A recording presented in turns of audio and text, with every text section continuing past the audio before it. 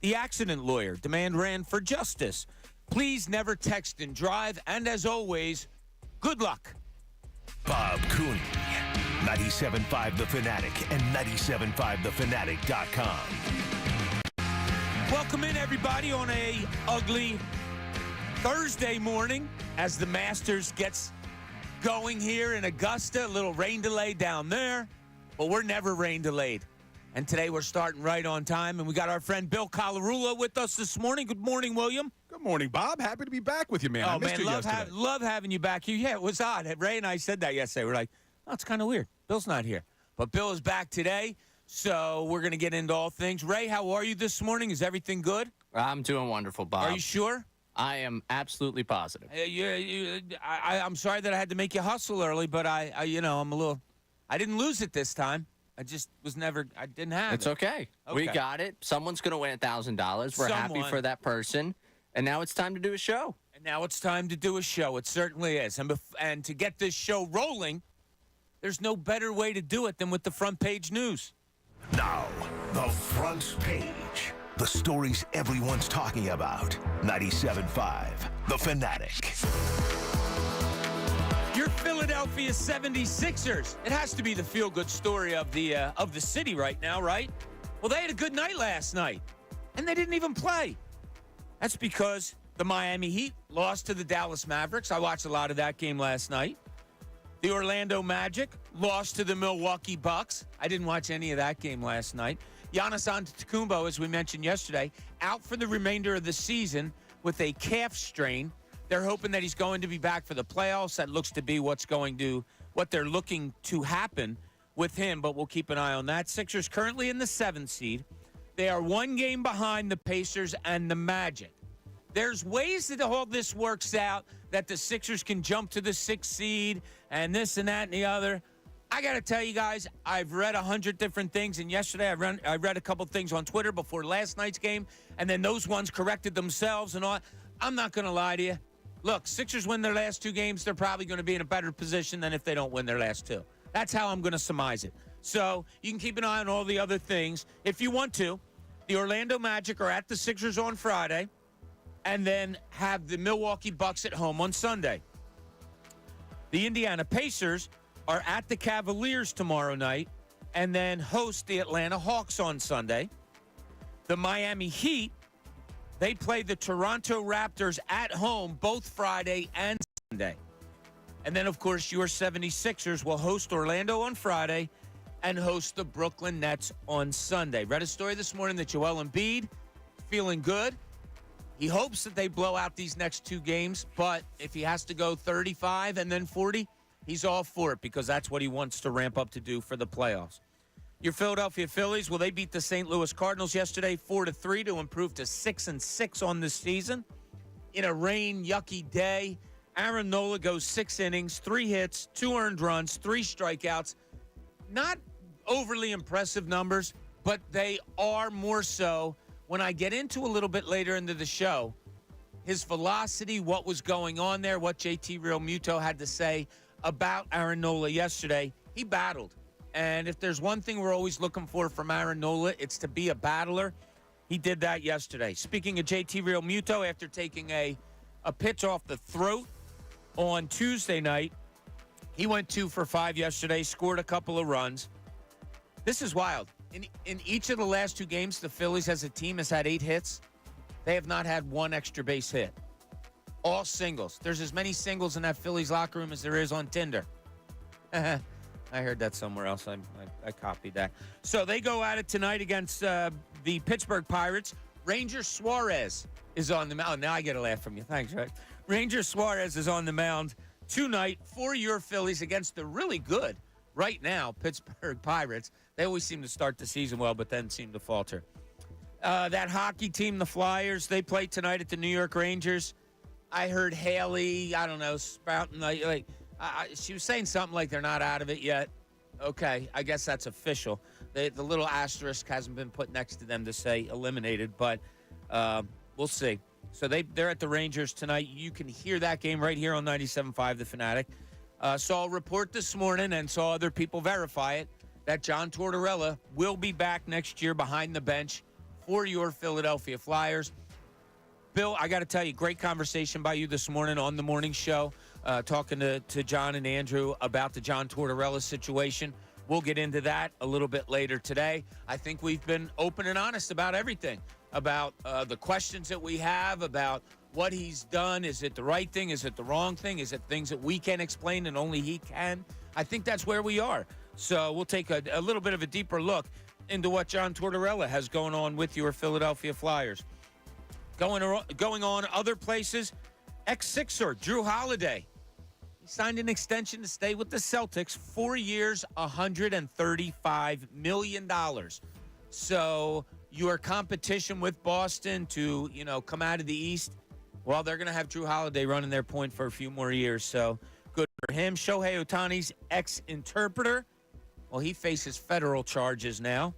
And as I said earlier, the Masters delayed this morning because of rain, but it's going to get going soon. Apparently, they're supposed to start tee-offs at around 10:30, and then the weather for the rest of the weekend down in Augusta is supposed to be nice. Coming up today, at noon, we will once again have a chance for you to win $1,000 in our giveaway then. Ed Barkowitz is going to join us at 11, and then sometime after noon, because that's all we can promise, probably in the 12 o'clock hour, Sixer forward Kelly Oubre is going to join us. So stay tuned for that. A lot of good questions we have for Kelly Oubre because there's been a lot of great play coming out of him. So that's where we are this morning. Bill, any takes from the front page headlines? Well, I know a lot of people are excited to see Tiger Woods tee off. They pushed back his tee time to about 3:54. I'm not sure he's going to get all 18 in today, which probably not. Make it a tough Friday for him. Exactly. That's a great point by you because, we know how hard it is for Tiger to walk the course, to walk however many holes he's going to have to, at least 36. Great point. And wet weather, hilly, very hilly, Augusta National, that makes walking even more treacherous. So good thing to keep an eye on. They'll try. They'll try to get in as many as they can, but I can only, let's see. If he tees off at 4, probably goes till maybe 7. That's probably about a 12-hole day, 15-hole day, maybe, something like that. So we'll see how that all plays out. All right, so one of the things I brought up earlier to you guys was 2 games, 16 hits, all of them singles by the Phillies. Now, they lose on Tuesday, but they come back yesterday, get a 4-3 win, which is all good. Probably not the way you're going to expect the Phillies to win this season by, small ball. We never think of the Phillies as far as small ball goes. But I thought yesterday they grinded one out in ugly weather, ugly fashion, and nobody grinded more than Aaron Nola. And I want to read this to you, these quotes from JT Realmuto. Realmuto said of Nola, "Those are some of my most fun starts to catch, with guys that grind through like that. I could tell from the warm-ups when he was warming up before the game started, and you could just feel the ball's not coming out. He's not throwing with command. Like, that's not Aaron Nola." Nola's 4-seam fastball yesterday, Bill, this is amazing, averaged only 89.5 miles an hour. Wow. And yet only gave up 3 hits, kept them in the game. They wind up winning 4-3. Aaron Nola, to me, is a guy that you want to see grind. You want to see toughness. I guess you saw it yesterday, and that's got to be a positive thing moving forward. You did, and not to be a Debbie Downer, but I'm going to be for a second. He does give up 2 home runs, and we've seen that time and time again with Nola. He just gives up too many home runs. Last year, he gave up 32 of them. There were only 6 pitchers in all of Major League Baseball who gave up more. So you're right. He battled. I don't want to be too critical of him, but it's been some of the same things with Aaron Nola, but maybe it was the weather. But I've heard some people try to use the weather that the reason the Phillies aren't hitting home runs is because of the weather. Well, the Cardinals had 2 yesterday. And the Cardinals had a starting pitcher that gave up 44 home runs last year. 44. We thought Nola gave up a lot. I think he was at 34. Yesterday, the starter for the Cardinals gave up 44 a year ago. Phillies couldn't get anything but singles off of them. But, they grind out a win. So I guess that's one way you have to look at it. Now, another thing I wanted to look at. Brandon Marsh has been swinging a pretty good bat so far this season. It's early. He's played in 9 of the 12 games or 10 of the 12, whatever it is, swinging a good bat. So what does Rob Thompson do? he moves him up to 6th in the order. He moves him up in the lineup because he's got a hot bat. You like that? You okay with that? You good with that? Because if you are, I have a response to it. Does it matter to you, Bill? I don't mind it. I don't mind it because sometimes I think Rob Thompson stays too loyal to players and to the plan. And I think you saw it last night where he made some changes moving Marsh up, but yet he brought Hoffman back out of the bullpen to try to get the save, and it worked. So, look, in Thompson we trust. We say in Howie we trust. I think in Rob Thompson we trust. He's shown us now 2 seasons in a row. I know they haven't gotten to the World Series championship, but he's preached patience. He's usually making the right decisions. It's hard to go bat 1,000 in baseball, but he usually makes the right decisions. I'm okay with moving them around in the lineup because you got to do something to get Castellanos going. Yeah, I don't mind it down there at all. And he did it last year. He would move Castellanos around. JT Realmuto was moved around a little bit last year. Bryson Stott, as he has so far this year, has moved in different spots. There's just one guy that never gets moved. Just one guy. And, Ray, I blame you for this subject because you said to me this morning, oh, Schwarber had a hit yesterday. He's now at 208. Is he going to – no chance. Like, is this like a stupid effort on my part to even talk about this? Do you want me to be honest with you or be nice to you? No, I always want you to be – right. It is a stupid endeavor for us to walk down this path again. Does it frustrate you? That he's leading off? No. Does it frustrate you, Bill, since you put it perfectly? Yeah, you're okay with Bohm or Marsh or anybody being moved down at the bottom of the order. Does it frustrate you that it's never looked twice at Kyle Schwarber hitting leadoff? Whenever I get frustrated, and I know sometimes it doesn't make sense, but you look at the Phillies' record when Schwarber leads off, and it's a lot better than when he doesn't. So I'm just, hey, we said it before on the show. Keep it simple, stupid. If it's working, for whatever reason, I know sometimes there's all these arguments we can make why he should be moved down in the lineup. If it works and they're winning games, don't change it. Okay. That's it, Ray. I just wanted to bring it up. There's a little, changes going on with the lineup, but it just doesn't happen at the top spot. And Bill brings up a great point. They play over 600 baseball when Kyle Schwarber's batting leadoff, so why change it? Well, yeah, I mean, I think the change that happened here was Brandon Marsh is swinging an incredibly hot bat, and Nick Castellanos hasn't had an extra base hit since the Eagles were like 6-1. So, I think that's a little bit more of the extreme here of them making the lineup changes. Marsh is hitting well, and Castellanos hasn't hit since last October. So that's what leads you. That was what it took for Marsh to get to 6 and Castellanos to drop down to 7. And things are going really bad for Castellanos when his OPS is less than Johan Rojas. Yeah. It's not been ideal for him. That's where the lineup changes are happening right now. It's not happening at the top. No. No.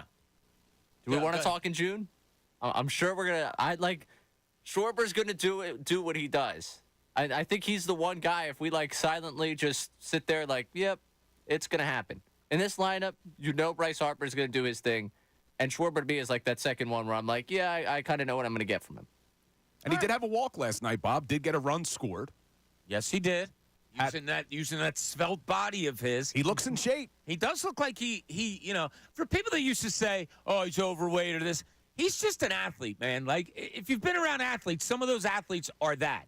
They're just bigger dudes. He is that. He did trim down a little bit. It's not going to change, so you're right. It's a futile effort to sit here and try to either ask for it, beg for it, say it should happen. I guess it just doesn't matter.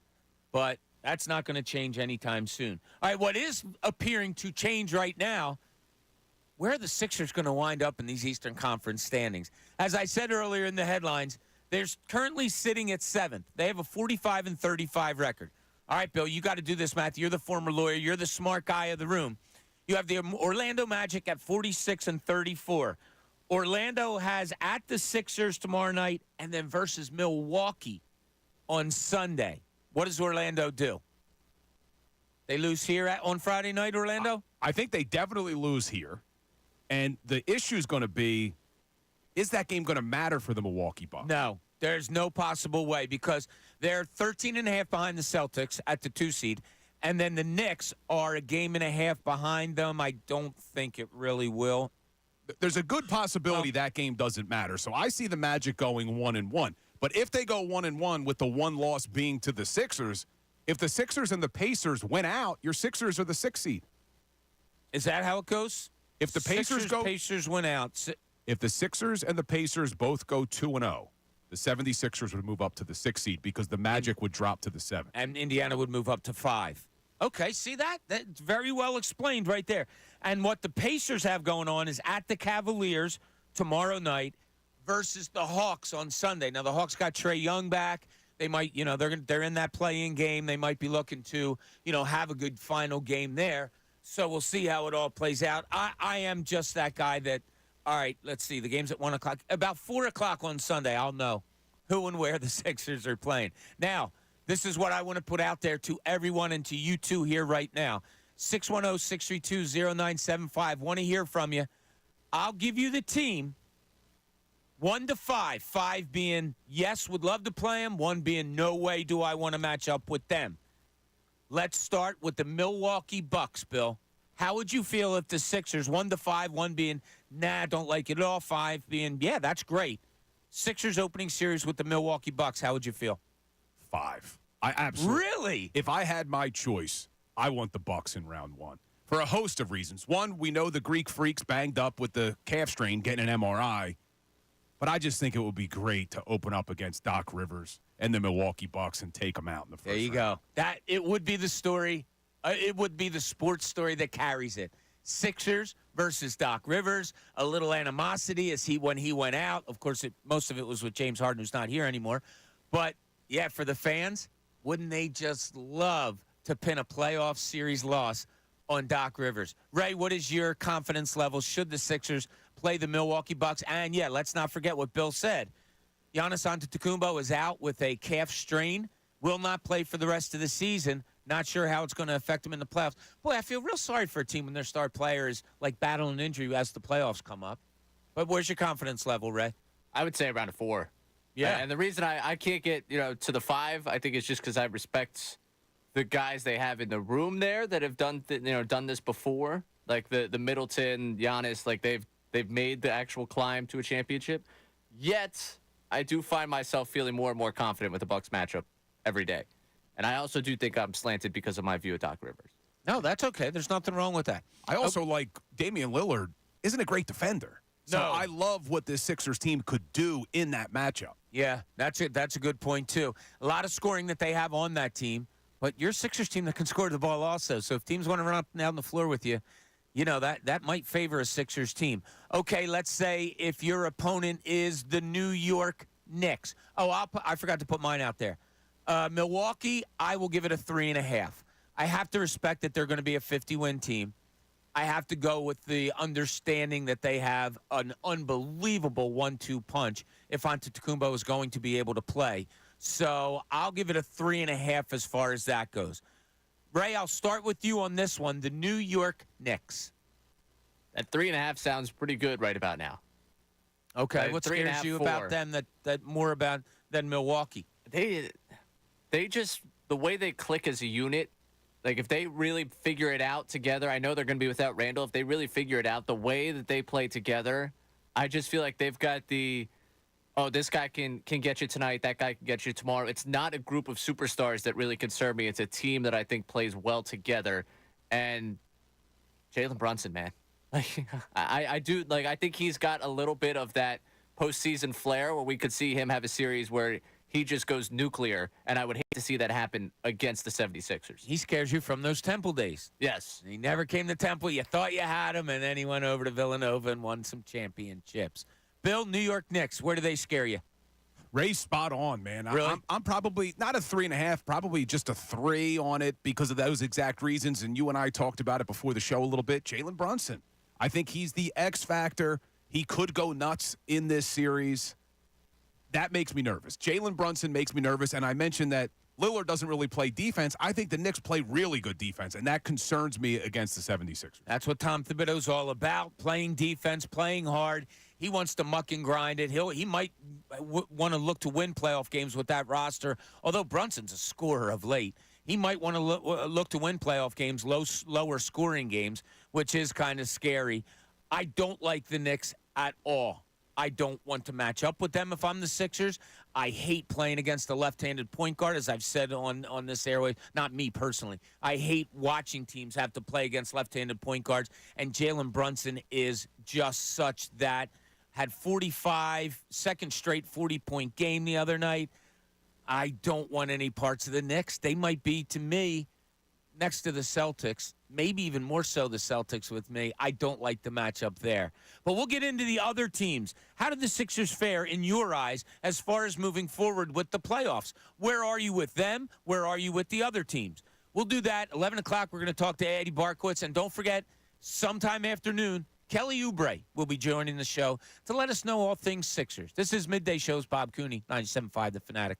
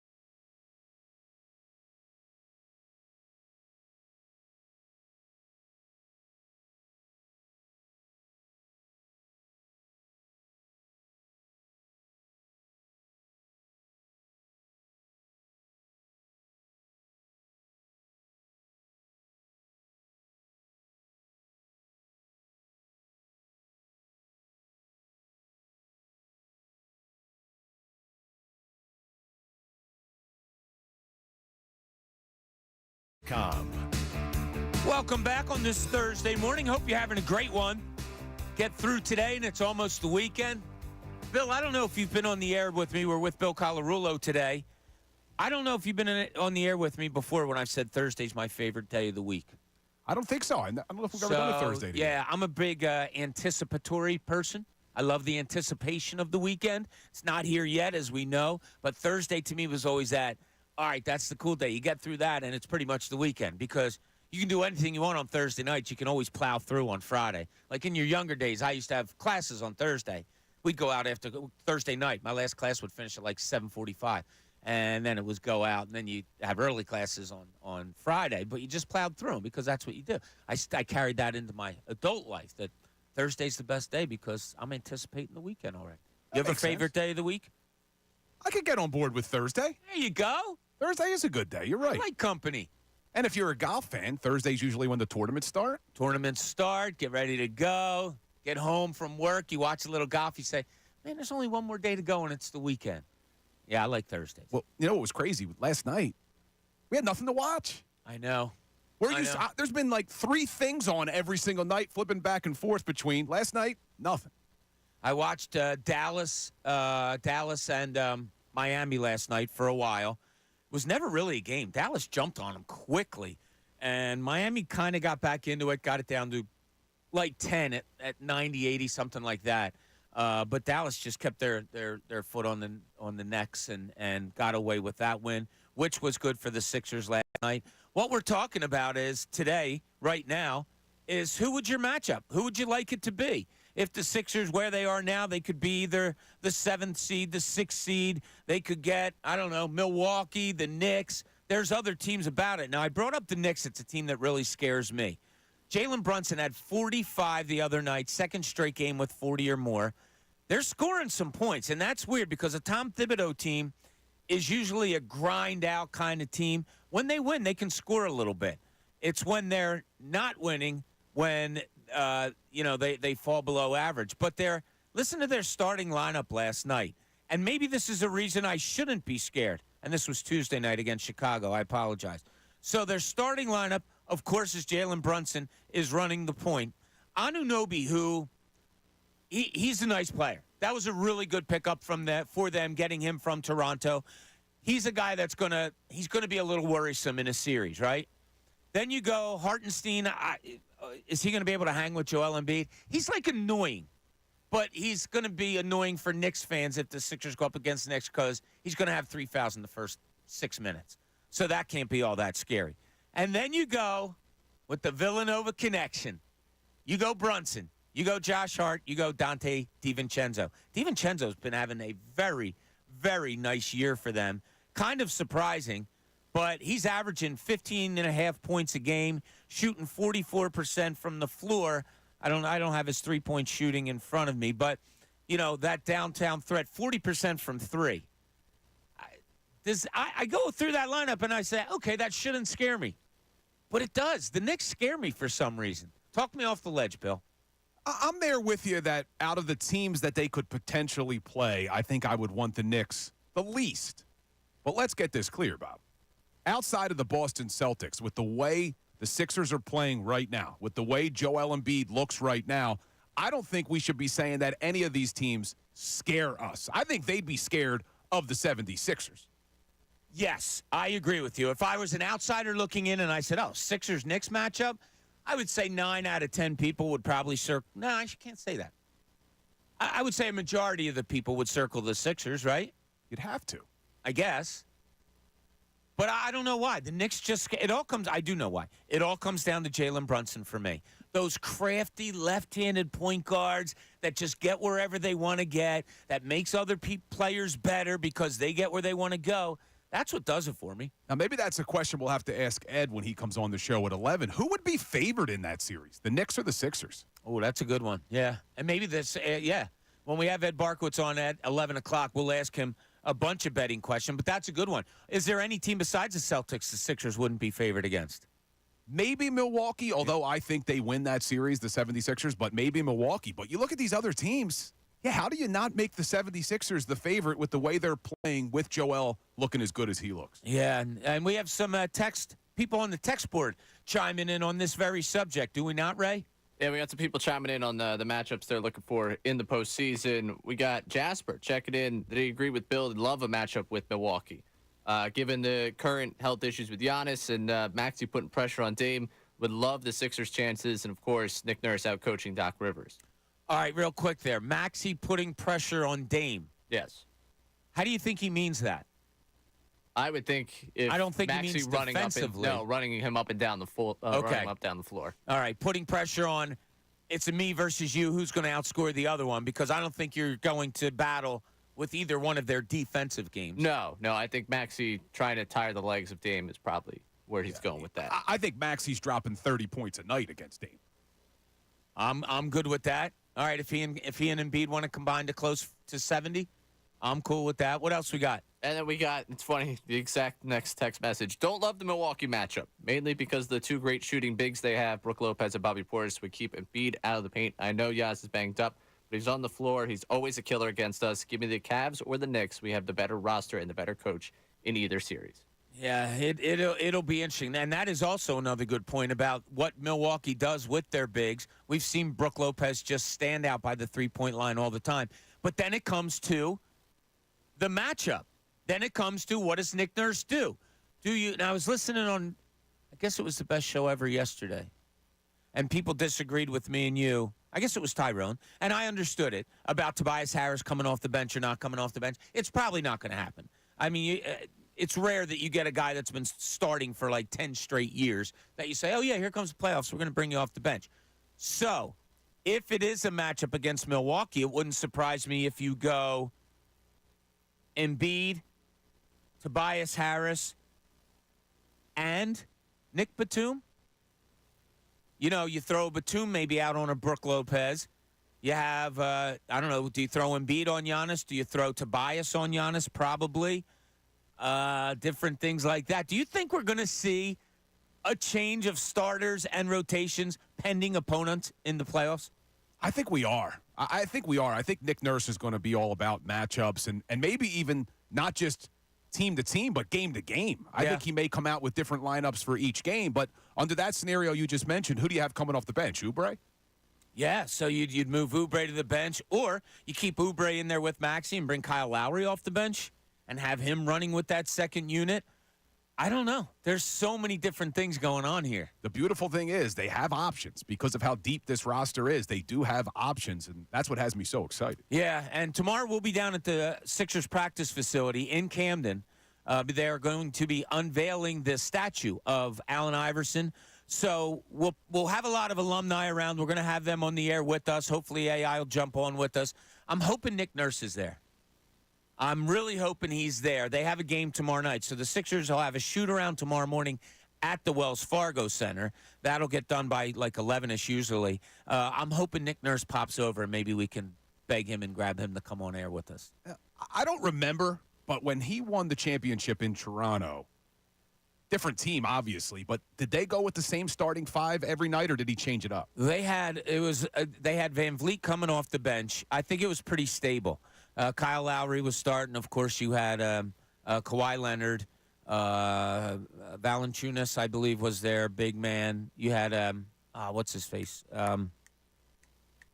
It's leaving me. We'll look up their starting lineup from 17 or whatever. But, I do believe that they had a pretty set because he didn't all year long. And then he gets to the playoffs, and boom, he threw them together. And Van Vliet did a really good job coming off the bench for them. So I am so anxious to see how this plays out. I have no idea what he's going to do. And, Bill, as you said, the reason we're questioning this isn't a bad thing.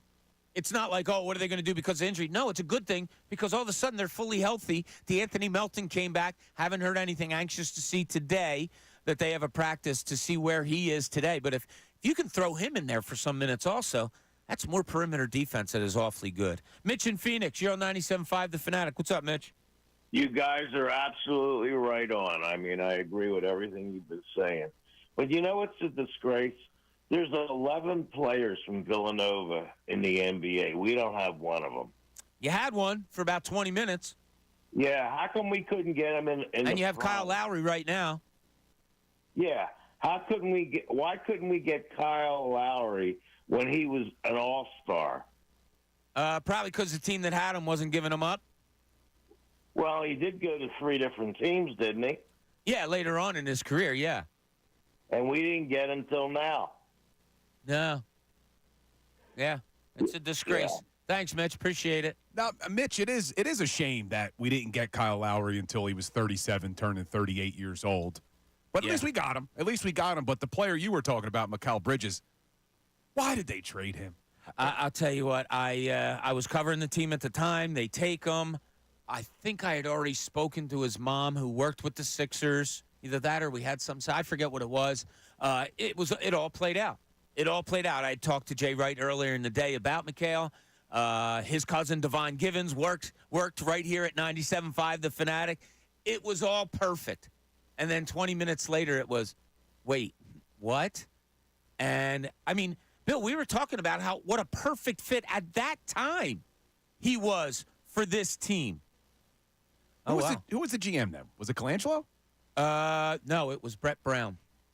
Brett Brown made the decision. Brett Brown was doing the interim GM thing, and he and I think it was Elton Brand decided to make that move for who did they go with and took at the 15th pick? What was his face? Zaire. Oh, yeah, Zaire Smith. Zaire. Yeah, so that just didn't work out. We got some breaking news here. We're still waiting. I'm sorry. We're still waiting on more confirmation, but the rumor right now all over Twitter is that O.J. Simpson has passed away from cancer. I didn't even know he had cancer. But so we're waiting on more confirmation. Yeah, his family tweeted from his Twitter account saying that he had passed on, trying to see, obviously coming from his Twitter account, trying to see anything else that's coming out about that. But the word right now rolling from O.J. Simpson's official Twitter account is that he has passed away after his battle with cancer. Okay, so the world is rid of O.J. Simpson. Whether good or bad, there it is. So looking ahead. Go ahead, Bill. What do you got? I was going to say a little, I guess fun fact as Philadelphia Eagles fans about O.J. Simpson is we've heard that story over and over and over again. Yep. About how the Eagles fans booed Santa Claus. Well, a lot of that had to do with the fact that they wanted to tank that game because they wanted to be able to draft O.J. Simpson in the coming NFL draft. So it was a terrible season, but that's our O.J. Simpson Philadelphia Eagles story. So instead, the Bills got the first pick. The Eagles got the second pick and took an offensive lineman. Right up your alley. Right what you wanted to have happen, Ray. I know that's where it is. All right, when we get back, there's more teams to look at as far as who the Sixers may face down the road. Let's see what you think, how they would match up against those teams. Also, Eddie Barkowitz is going to join us at 11 to talk all things gambling. A lot of fun stuff coming up with the baseball season just getting underway. The Masters is also a big betting time. And then afternoon, after 12 o'clock today, Kelly Oubre will be joining the show. So stay with us. We'll be back with a whole lot more. All that. This is Middays, 97.5 The Fanatic. Philadelphia's sports station for breaking news has you covered on all the big stories this week. It's the final week of the NBA.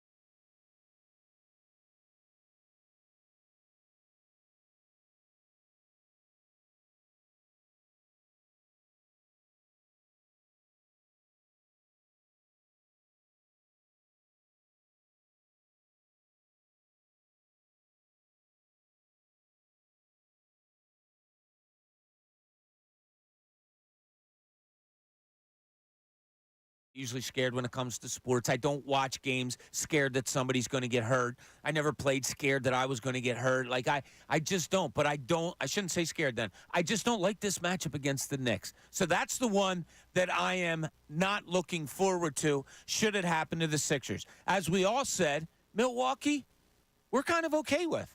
We're Giannis is going to have an injury that he's going to be dealing with. Of course, you have Dame Lillard. But if you want to run up and down the court with the Sixers, I'm kind of okay with it. I love the way Joel Embiid's playing.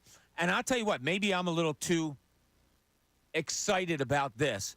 But when I watched Buddy Hield play the other night, and it's not just because he hit 5 of 9, it was the confidence and the fun and the, oh, my God, this is how it's going to be when I'm on the floor with Joel Embiid kind of look that he had on his face that I really liked, Bill. And I think you might be extracting the best out of Buddy Hield once he gets used to really playing with Joel Embiid. And I think you're going to need it. I think you're going to need Buddy Hield to play that way if they do want to make a long run into the playoffs. It's the reason why Daryl Morey made the move at the deadline to bring him here. We thought his three-point shooting and the spacing that he could provide on the court with Joel was going to be a big boost to this team. So I think you're going to need Buddy Hield to play that way. It looked a little clunky the first couple games. Nick Nurse said as such, hey, Buddy Hield's got to know to stay patient when you have a guy like Joel on the court. So he's finding his footing, but I'm excited. If Buddy Hield can shoot that way and play with that level of confidence, it's going to go a long way in the playoffs. Yeah, and I really do think that, as you said, once a comfort level is reached, and I thought Nick Nurse did a great job the other night. If you noticed, not only when he was in with Embiid, Buddy Hield, of coming off the screens with him, or the second pass to where Hield was wide open, but they also ran plays for him, side out of bounds, ball underneath the basket. He had 2 plays where they ran something for him. He got corner jump shots, made both threes. I just think they're looking to boost his confidence, and I think they're looking to see how to play with him with Joel Embiid. And it's going to be interesting because that's all we ever talked about when they got Buddy Hield. How much better is he going to be when he has a wide-open floor with Joel Embiid? Yeah, it's going to be exciting to watch. And I texted you the other night. I couldn't believe that DeAnthony Melton was back in the lineup. Yeah. He could be another big boost for this team going into the playoffs. So we're talking about teams that maybe concern us. You used the word scared. But really, everybody should be afraid of this Sixers team, man. They are good. They are deep. Joel is playing better than anybody could have expected coming back from injury. So outside of the Boston Celtics, I'm putting the Sixers up against any of these teams and expecting them to win. All right, well, let's talk about those Boston Celtics. I mean, it's the big bad wolf in the room, and everybody is, I don't want to use the word scared. I'm going to say everybody's cautious about going up against the Celtics. I don't want the Celtics to start out because, this, that, and the other. I'm tired of losing early. I want to build up to get to the Celtics. I'm a little different. I don't mind. It doesn't look like it's going to play out. So I don't think you're going to be the 8th seed, and you're probably not going to play the Celtics anyway. But I'm okay. And Bill, a lot of it has to do with what you said. Does anybody really want this 76ers team the way they're playing with Joel Embiid right now? Probably not. And probably not the Boston Celtics. I mean, I'm sure they're brash enough to say we'll go up against anybody, and they're right. But I think the Sixers should be there, too. I think we as followers and fans should be there, too, that I think the Sixers can compete with anybody. So if it has to be the Celtics, so be it. We don't know who this Sixers team is. Either do the Celtics. No, you're right. And as good as the Sixers were before Joel went out, they had one of the best records in all of basketball. This is a different roster than they even had back then. They're a better roster, a deeper roster. A caller earlier said, hey, it's a shame we didn't get Kyle Lowry when he was younger. But even at 38, looks like he can play over 30 minutes, which has surprised me. How big of a factor is he for these 76ers moving forward? Is it, all right, he's just got to go out there and be that stabling force because now you have the scoring with Maxey, with Embiid, with Kelly Oubre, hopefully with Tobias Harris?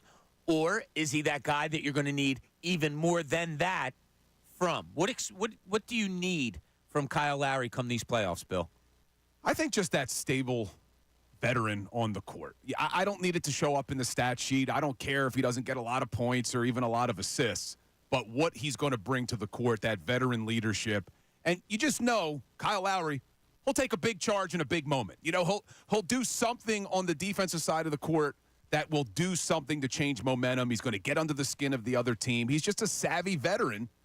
And we got the Villanova guy, right? Yeah. And you know what? If he is in the lineup and you have a Nick Batum in the starting lineup, all your description of Kyle Lowry right there is kind of Nick Batum too, right? Gets you a big rebound that you need, makes the right pass, makes the right defensive play. Might not show up huge in a box score, but shows up huge in pairing maybe with the Joel Embiid on the floor. I'm anxious to see. He might be. I tend to go to the low key part of things, like I always look at the second and third level of stuff. I wonder how he's going to handle Nick Batum because it's my belief. If you don't start Nick Batum, I don't know how much, and I've said this before, I don't know how much, I don't want to say use he is to you, but I don't know how you use him if he's not a starter. I think he will be in the starting lineup. I mean, he's been using him a lot in the starting lineup. And the other night, the inbound pass from Batum to Maxey to tie the game. It's stuff like that. Right? Yeah, I totally agree with you. I think Nick Batum has to be out there. I think there's a comfort level also with Joel Embiid when Nick Batum is out there. So we'll see how it all plays out. All right, when we get back, Eddie Barkowitz is going to join us at 11 to talk all things in the betting world, so stay tuned for that. And then we'll get to you. What's your feelings on future matchups with the Sixers? What's your feeling on the Sixers? Because we don't even know really who the starting lineup might be, and there's only 2 more games to go before the playoffs. 610-632-0975. Give a call. We'll talk to you on air. If you can't do that, you can text that number, and we'll bring up your subject on air also. This is Middays. Bob Cooney, 97.5 The Fanatic. Fanatic Sports Update. Phillies win the finale in St. Louis. I'm Ray Dunn. This update is brought to you by Allstate. Some people just know there's a better way to do things, like bundling your home and auto insurance with Allstate. Visit allstate.com or call for a quote today. The Phillies won 4-3 over the Cardinals yesterday afternoon. Aaron Nola was solid. 6 innings pitched, allowed 2 earned, struck out 3 in miserable conditions out there in St. Louis. The team had 8 singles in the game and went 4 for 10 with runners in scoring position. They finished the road.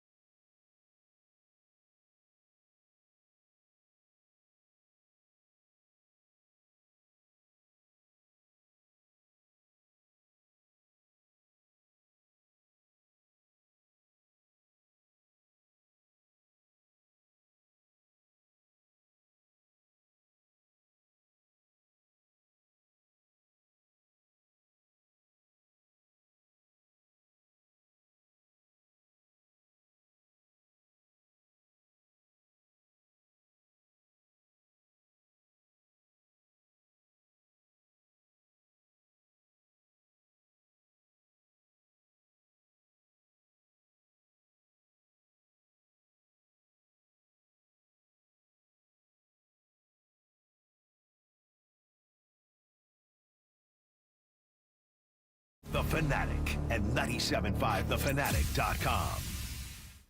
This is Philadelphia's sports station for breaking news. Now, more with Bob Cooney, 97.5 The Fanatic and 97.5thefanatic.com. And the breaking news today is that O.J. Simpson has passed away, according to his family on Twitter, at the age of 76 from cancer. So O.J. passing away, I guess it was this morning. We just got word of it a little bit ago. That news is starting to make the rounds. So there's your breaking news for today. Better breaking news than that, joining us on the Comcast Business Hotline, my man, the best man in the world, Eddie Barkowitz. Eddie, what's going on today, buddy? What's up, fellas? How you guys doing? Any better, we'd be you. Yeah, I hear you there. I was thinking of you this morning, and you know why. I have to say 2 words to you, and you'll laugh. O.J. Simpson passed this morning, but the 2 words I'll say to you is the chase. What chase? What chase? There it is. So I'll tell that story later on the air, but I knew I could get that out of you. You're one of the few people in the world where I could bring up a sentence and I know exactly what you're going to say. So, for instance, if I were to say to you, and you survived, you would say the name. Well, a hurricane. I don't want to impugn anyone. Oh, good point. Okay. Yeah, you're right. See, you're always better than me at that stuff. All right, let's get to the betting world, Eddie. And the 76ers this year, they're at 45 wins, 2 more games to go. A lot of people had future bets out there. Where did it fall in the NBA? What did the Sixers do? What did you see there? Well, yeah, anybody who had over Sixers is crying because all the games Joel missed. They are going to finish under their preseason projection of 48.5. They're at 45 with 2 to go. And, anybody who had over, it's one of those things. Do you bet under, based on Joel's injury history, the load management, 65 games. These are all the type of things that professional bettors take into account when they're figuring about overs or unders. There was a few big. It's only the second time in the Joel era that they've missed under. They've reached the over every year except for 2 before this year. 1, he missed 18 games, and 2, they wiped the bet off the board because of the pandemic. So it's an interesting thing that Joe tends to deliver overs when he's healthy. I mean, that's not breaking news by any stretch, but when he's healthy, that team is they're an overs machine. Eddie, let me ask you. You talked about some odds makers that there were big misses. Do they? I don't know how to put this. Do they miss sometimes, maybe on purpose, a little bit, so that they are enticing bettors to come in? I mean, is there some kind of game being played there? Well, that would be a better question for the sports book maker. Yeah, but all the insides and outs of those things. My guess, no, I don't think so, because you're dealing with a high stakes game of really intelligent people. Now, if there was, frankly, will they inflate some lines sometimes? Well, let's take a look at San Antonio before the season. Wembanyama was there, and there was all this optimism. So they set that line at 28.5 wins for the Spurs this year. Mm-hmm. The Spurs are at 20 with 2 games left. So the public loves betting the over. And so if the odds makers are going to inflate lines or conflate lines, frankly, they're going to do it towards the over and towards the favorite. So there is something to that of having an idea to tempt bettors to bet over 28.5 wins with a bad San Antonio team that is winning 20 games with one of the best rookies we've seen in quite a while. But they're still not going to get the over and the win total, and so the sports books probably are cashing in on something like that. Eddie, yesterday NBA Commissioner Adam Silver talked about Jonte Porter, called it a cardinal sin, even referenced that they could permanently ban him from the game. What's your take on this whole situation? And Bill, I thought the most interesting quote was when Silver said, he has enormous range of discipline available to me. That's a little ominous if I'm Jonte Porter. I think that there's a slope here that Adam Silver and, frankly, all the commissioners of leagues have got to look at is when these players are Bob Bobby and I, we worked together. We knew that just because a guy could hit a ball 500 feet did not mean he was smart. And so when you have these guys who are betting on props on themselves and, doing these really dumb things, there's so many other things out there to wager on. If there's frankly a precedent here. I mean, how much does Jonte Porter, or precedent would be set, how much does he get suspended? And so when the next player, when that happens, and he's a rotational guy, like not a G League guy, the precedent is if he's thrown out, if Jonte Porter is banned from basketball, does the Lakers' sixth man who's betting, or does some perennial all-star, do they also get thrown out? So the precedent there is that's the slope that all these commissioners are negotiating on one part of their desk, and on the other part of the desk is all the sponsorship and all the money and all the agreements that they have with these sports books, and trying, not to look hypocritical, which frankly is a Pandora's box that they knew they were opening several years ago when they got into all these partnerships. Eddie, I think we're always looking out for, because we all do the betting a little bit, someone that gets a big win, because there's always going to be some hope. There was one this week, a guy that laid a bet back in, February, I believe? Yeah, my man, a guy, and I talked to Jeff Benson at Circuit, which is one of the renowned sports books in Vegas, and he confirmed it for me that guy bet a 4-leg parlay at a DraftKings, I believe in New Hampshire, and this guy bets a lot with Circuit, so he's a real guy, he's a professional guy. So he bets an MMA bout with a guy who's about even plus 105. Bets Hideki Matsuyama to win the Genesis Open also in February. The guy hadn't won in 10 years. He was 66-1. Grabs South Carolina women at plus 125. Then closes it out with UConn men at plus 650. Now remember, this is made in mid-February. Right. So his $100 bet cashes for $231,000 and change.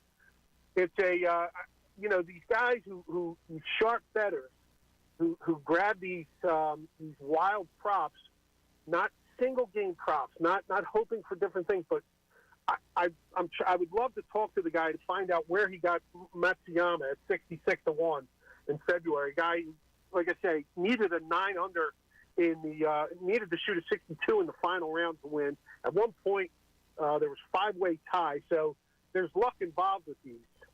And as one of the popular sayings is that sports books are built on multiple leg parlays. They're sucker bets, but then again, I had $20 in Powerball last week, so I'm not much to say. Me and you both. We're talking to Ed Barkowitz on the Comcast Business Hotline. Ed, today the Super Bowl of golf, a tradition unlike any other, tees off the Masters. What's going on with the odds, the trends surrounding the Masters today? Yeah, well, we had a little bit of a delay, so it was more time to bet, I guess. A little bit of a delay. They just started now. I talked to Tom Gable, who's the head of the sports book at Borgata in Atlantic City, and I asked him for his most interesting prop liability. And while most of the sports betting world, especially in Las Vegas, has liability on Tiger Woods, amateurs just love firing on Tiger Woods. They're actually rooting in a prop with Tiger Woods against Phil Mickelson today for the tournament. Phil opened at -15, and what Tom said, he's taking all Phil Mickelson money in their head-to-head prop with Tiger. So I thought that was an interesting, just an interesting side bet that's going on at the Borgata. Every book has a different rooting interest. There's Fanatics. Ben Fawkes, one of the an esteemed journalist, reported that the Fanatics took a $15,000 bet on Kepka, I believe, that would cost them $315,000 at 21-1. So each book has different liabilities, and what's different now, Bobby and Bill, when we were growing up, is that there's so much in-game and in-tournament wagering that what's a liability on Thursday sometimes for these guys is a need for them on Saturday, depending on who climbs up the leaderboard and that kind of thing. Eddie, I never thought I'd bring up Iowa and the sport of betting, so-called, but maybe some abuse or something going on in Iowa as far as betting goes? Well, yeah, there's the controversy of the week, and that's what sports betting has sort of evolved into, is there is a controversy of the week, whether it's Shohei Ohtani's interpreter or what's going on in Iowa, is there was a scandal last summer involving players and student managers on both Iowa and Iowa State wagering on their games, on their own games, I should say. Now, where this has devolved into a controversy is the way that, and this is all being expertly reported by the Des Moines Register, the folks at the paper there, which, again, if I could sneak in a quick thing that Bobby would agree with, is why local journalism is important. Their reporting has found that in trying to uncover the improprieties in these scandals, they were surveilling regular Iowa residents without their knowledge, or maybe overstepping, the bounds of what they had going on, what their powers were. They were surveilling people who, frankly, shouldn't have been surveilled. So the controversy has sort of drifted away into that realm, and then there's the realm of who was in charge of reporting improprieties, and it's really, the law of unintended consequences with sports betting is that when there's money involved, there's going to be all these things that happen that you just could not foresee. On May 12th, 2018, when the Supreme Court said, you know what, everybody can allow sports betting.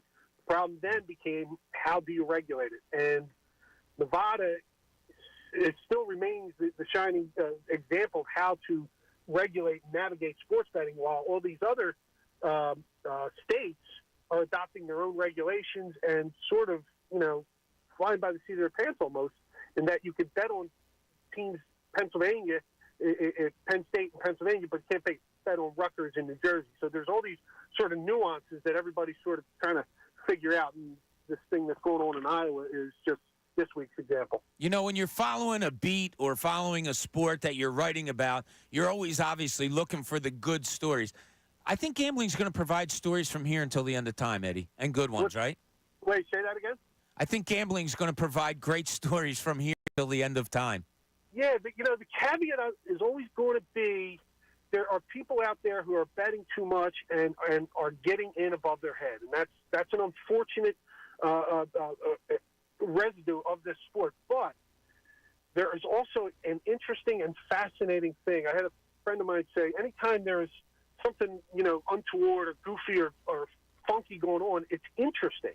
There are people that can't handle sports betting, but when a scandal comes up, and it provides an interesting aspect to sports that we didn't have much of, or certainly as much of before sports betting became legalized. Eddie, you are the best. We appreciate you every Thursday. Always learn something new, and hopefully we'll talk to you again next Thursday. All right, brother. I appreciate it. Billy, be well. Ray, do the same. All right. Thanks so much. Eddie Barkowitz joining us on the Comcast Business Hotline. Every week, learn something new from him. Hey, even I asked him a question. He knew what I was asking. I didn't ask it properly, but he answered what I was kind of asking anyway. So while we're on the subject of money, Bill, something that you brought up to us last night that I wanted to get into. Howie Roseman, money. Always seems to be fine. It's always like when you were growing up. I didn't have a lot growing up, but I never questioned, like, what my parents were doing with their money or how they were doing it, whatever. I don't think we ever worry about that with Howie, and they do have a lot, it seems. But when it comes to Devontae Smith, how are they going to handle this, Bill? Do you think it's all going to be okay? Are they going to extend him maybe sometime soon? Is this going to become a problem? Where do you stand on it? I think there's an extension coming, and Tim McManus, who comes on every single week with us here at The Fanatic, he tweeted out last night that they're cautiously optimistic that it's going to get done. There was some optimism that the two sides are talking and that it's going to get done, and I think it will. I know fans are getting a little bit nervous because they think, you got to extend them, you got to extend them. They'll get it done, and I know they want to get it done sooner rather than later, but you still control Devontae Smith's contractual rights for 2 years. He's entering the final year of his rookie deal, but because he was a first-round draft pick, he comes with a fifth-year option. The issue is you want to get that long-term deal in place now for a couple of reasons. One, you want to be able to handle the cap hits and push him down the road like Howie Roseman loves to do. If they use that fifth-year option, all that cap hit will be in that fifth year. So that's number one. But more importantly, he's never going to cost you less than he does right now. The salary cap keeps going up every single year, and we're seeing guys like Calvin Ridley and Michael Pittman Jr. getting on average $23 million a year. That's only going to go up higher and higher when Justin Jefferson gets his new deal, when CeeDee Lamb gets his new deal, when Jamar Chase gets his new deal. So they got to get the deal done sooner just so that they can pay him a little bit less than he would require maybe a year or two from now. But they'll get it done. My concern, Bob, is I think they're going to have to pay him more than you just saw Ridley and Pittman get. So that means he's getting probably $24, $25 million a year, maybe more. Well, A.J. Brown only gets $25 million. I say only, which is relative. Well, A.J. will be fine this year. But then next season, he will be entering the final year of the 4-year deal he signed when they traded for him in 2021. So does he look around the room and say, hey, wait a second, kind of what you just saw happen with Reddick? I want to be paid more. Yeah. So I don't think you have that problem if they sign Devontae this season. But next season, I worry, does A.J. Brown want a bigger deal that they're not willing to give? I'm glad we brought this up, and I have some more questions about it that I'm going to ask you in the next segment. But now I want to get to John in Abington. John, you're on 97.5 The Fanatic. What's going on, buddy? Hey, guys. Thanks for taking my call, man. I appreciate you. Absolutely. You know, it's funny how sports is, right? Because last year, the Miami Heat took the play-in tournament and took it to the finals. Yep. I mean, you know, I think our team is, like, coming together, and we're getting hot right now. And I really think that we got a really good shot to get past the second round. Because, you know, like last year and a couple of years ago, they couldn't get past the second round, but I think their chances this year and hopefully extend it longer. I don't know. What do you guys think? Yeah, thanks, Sean. Appreciate it. It's the argument that I've had before with people on these airwaves, usually on the morning show. You can't just look at years past and say, why do you care? Sixers never get past the second round. You know, what do you care? I'm not watching the regular season because Sixers will get whatever seed they get, but they won't get past the second round. I can't watch sports like that. I just can't. Every year is its own entity to me. And especially this year, you have a different coach. You didn't have Kyle Lowry, Nico Batum, Kelly Oubre. You didn't have Tyrese Maxey playing at the level that he's playing. You didn't have Buddy Hield. You didn't have Cam Payne. It's just there's so many differences from this year to previous years that, yeah, you shouldn't look at these prior years and think that it's going to be the same because it's not. And it might be. Yeah, guess what? Sixers might lose in the second round. That doesn't make me say, well, yeah, it happens every year. This is who they are. Well, they've changed who they are. There's really nobody recognizable on this team, you know, when it comes to the back end, last 8 players. That is the same as last year. As Bill said, the head coach isn't the same. So I can't do it. I can't look at every season and be like, oh, it's going to be the same. Look at them. They lost in the second round again. I just can't. I don't think that's a real fun way to look at sports. Tyrone in West Philly, you're on 97.5 The Fanatic. What's going on, Tyrone? Tyrone? I think Tyrone took a powder on us. Tyrone, you there? No, guess not. Well, Tyrone's, maybe he'll call back, but I think he had a subject that you and I didn't really agree with. It's interesting. He's concerned about the supporting cast. I love this supporting cast.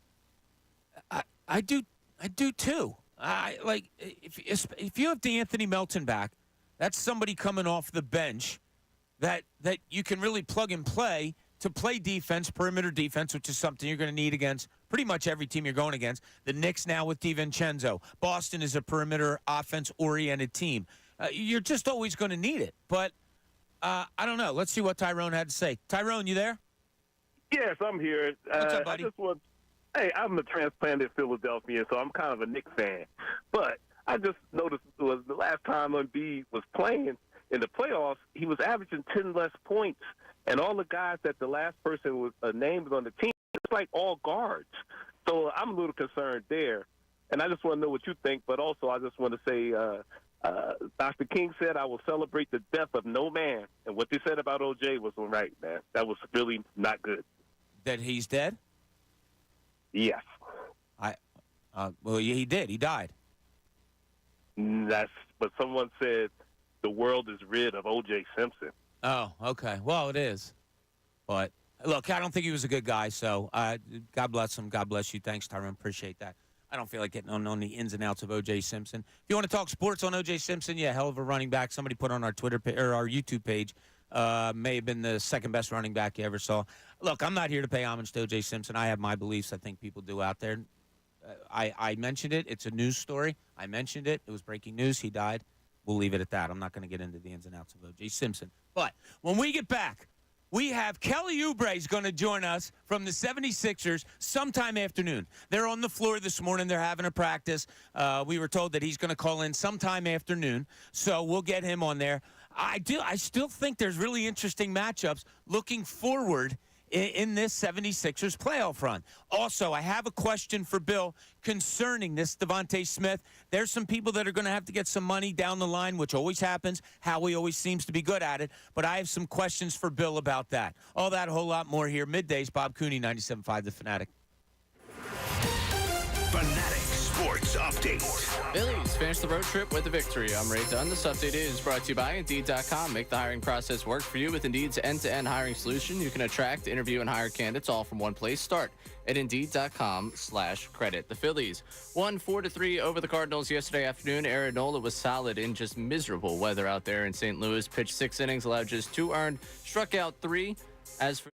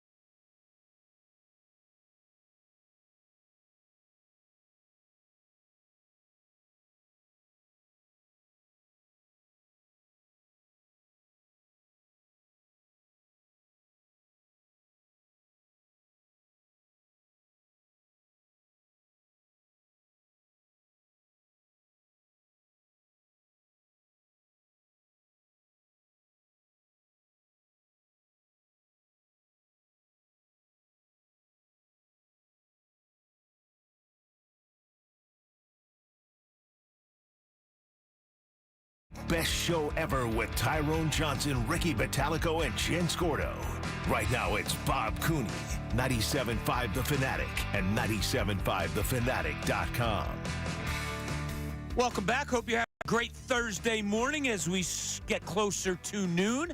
And got word from the Sixers that Kelly Oubre will be calling in, hopefully, right around 12:30. So looking forward to that.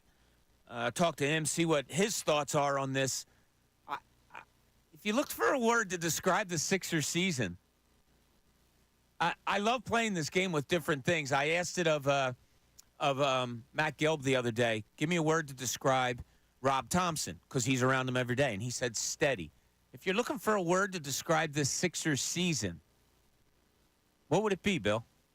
First thing that comes to mind is rejuvenated for me, because I was ready to check out like a lot of people were when Embiid went down, and now I'm rejuvenated, man. I'm all back in on this team.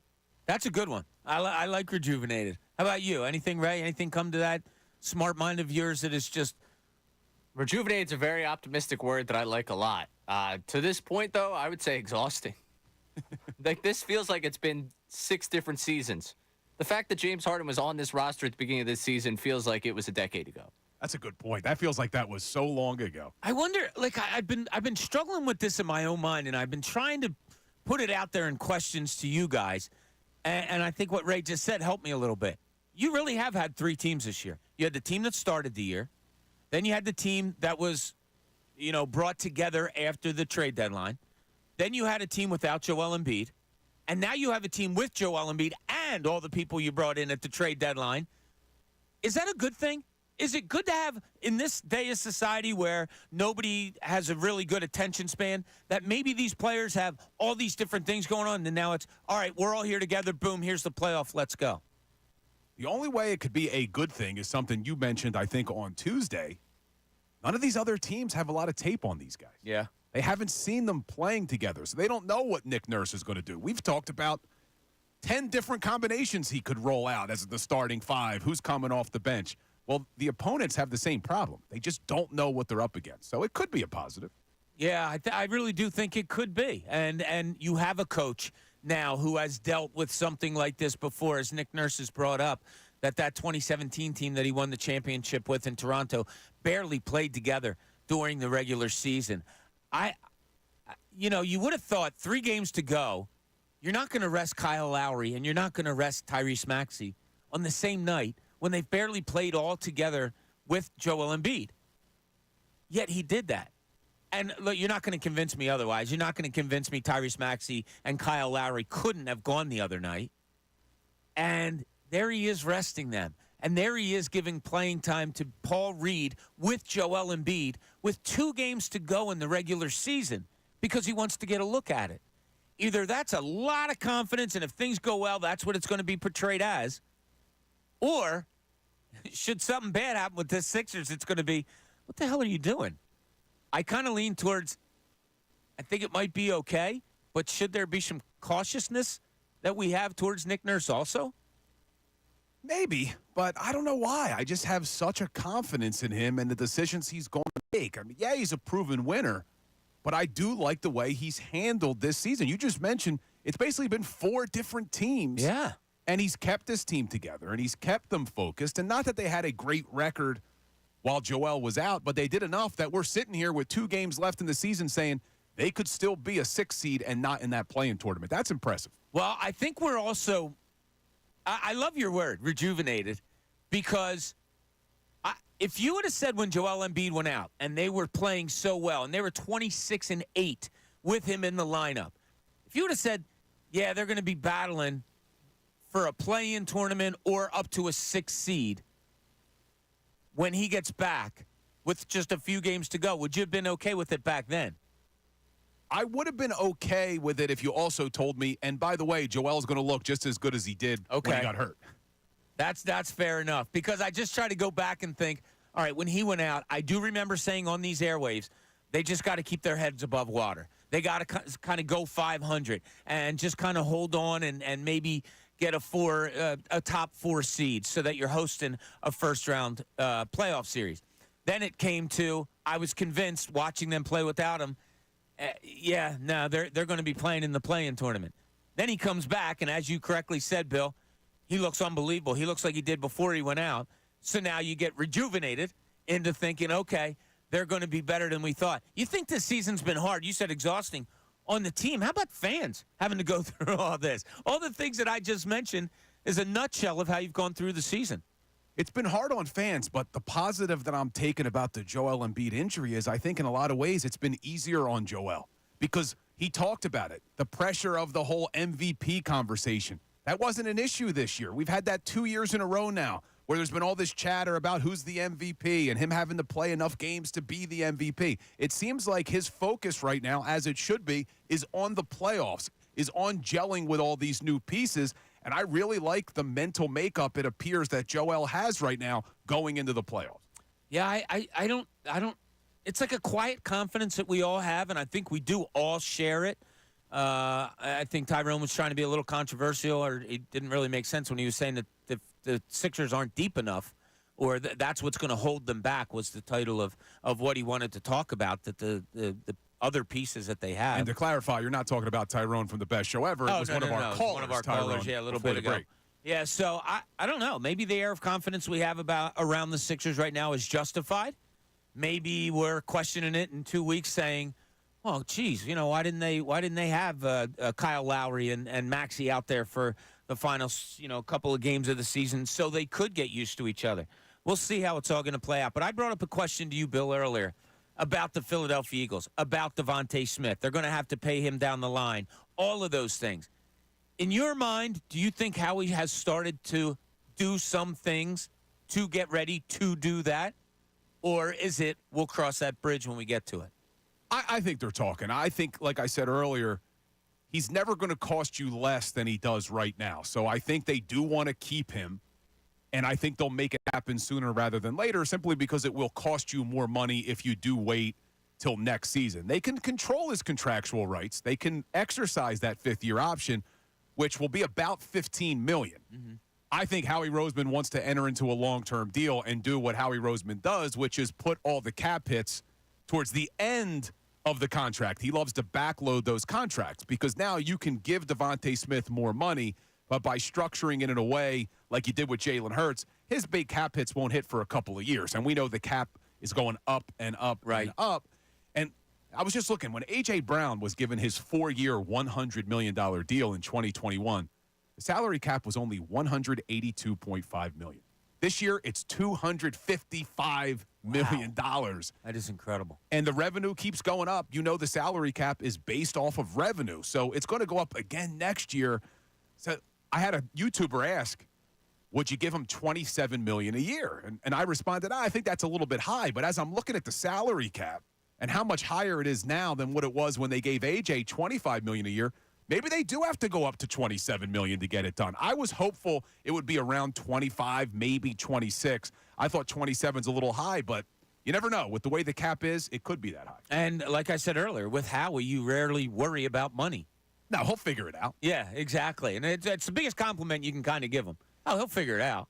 Now, the thing I've been critical of Howie Roseman, and a lot of fans have been critical of Howie Roseman on, is his drafting ability. I think as a general manager, I don't question him when it comes to contracts, salary cap, figuring out how to fit players under the cap. It's been the draft where he's struggled a little bit over the years, and that may be putting it mildly. Now, they had a topic on the morning show that I was anxious to talk to you about, and it was when I was driving in, so it wasn't when you were on with them. And it was talking about the fact that the first game in Brazil is going to be the Green Bay Packers. It is an Eagles home game. It is designated as such. It is taken away from Lincoln Financial Field to play the Green Bay Packers. They were making a pretty good stink about it on the morning show about it's not fair. It might be. I think John was saying it might be your most important game in the NFC outside of divisions or whatever. I just didn't get that feeling. Do you have they look, and they're great at this. And maybe it's a fault of mine, and I've told you this before, Bill. I am such a day-to-day guy, a what's right in front of me type of person. To me, it's the first game. I'm not looking at and then playoff implications, and it could have effect on there. How do you stand on it? I don't care. It's a team you got to play. I don't care if you're playing at the local high school. it's a game. It's in Brazil, and you're playing the Packers. Have at it. Go beat them, and that's that. But as maybe a bigger looker than me, are you a little ticked off that it's the Packers, Bill? I hate it. And they did ask me on the morning show about it, and we talked about it. I agree with them. I absolutely hate that this is the first game and that you're losing the home field advantage to the Green Bay Packers. And I did a video about this on my own social channels, and I had some people say to me, well, isn't it the same deal for the Packers? No, it's not. This was a road game for the Green Bay Packers. This was supposed to be a home game for the Philadelphia Eagles. And at the end of the season, 18 weeks after this game, this week one matchup that's really at a neutral site could dictate a lot of playoff seeding in the NFC. You look at the odds right now. The only two teams who have better odds than the Eagles to win the NFC are the 49ers and the Lions. And then you have the Cowboys, who are tied with the Eagles, and then the Green Bay Packers. This Packers team made some noise in the playoffs last year. We saw what they did to Dallas. Yeah. They were a young team. They're going to be even better this season. They added Josh Jacobs. It's a big game, and I don't like that it's at a neutral site. But I did say to John Kincade this morning, as fans, we can complain about it. But at the end of the day, Jeffrey Lurie wanted this. He said it at his owners' meeting. He loves that they're the team that's going international. So as much as we're frustrated about it, Lurie asked for this. He wanted it, and this is where we are. Yes, it's the short-sightedness of me. The way I approach life, the way I approach sports. I do. I just look at it that way. You guys are probably more right than me to look at the bigger picture and all of that. When I heard it was the Packers, I was somewhat surprised. I thought they would give a home team, air quotes, I thought they would give the home team a little bit more of an advantage as far as an opponent's concerned.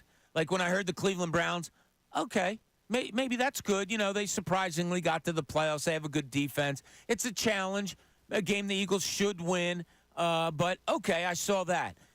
That was as high as a mark as I put as far as a competitive opponent. But now they went with the Green Bay Packers. So there's different thoughts out there. Some people saying, who cares? Others, Bill, John, Andrew, maybe correctly saying, no, it means an awful lot. What's it mean to you? 610-632-0975. We have that. We have so much else on the board. Whatever you want to talk about or text in to us, feel free. Don't forget, around 12:30, Kelly Oubre from the Sixers is going to join us, so we have a lot to talk to him about also. Bill Colarulo joining us today, middays, Bob Cooney, 97.5, The Fanatic. ESPN's Adam Schefter. I don't think that the front office goes down and tells Nick Sirianni, we should be running this play or that play. They let him coach. It's his job. The premier NFL insider. This is the front office's job now, the offseason, the draft. And I'm sure there are times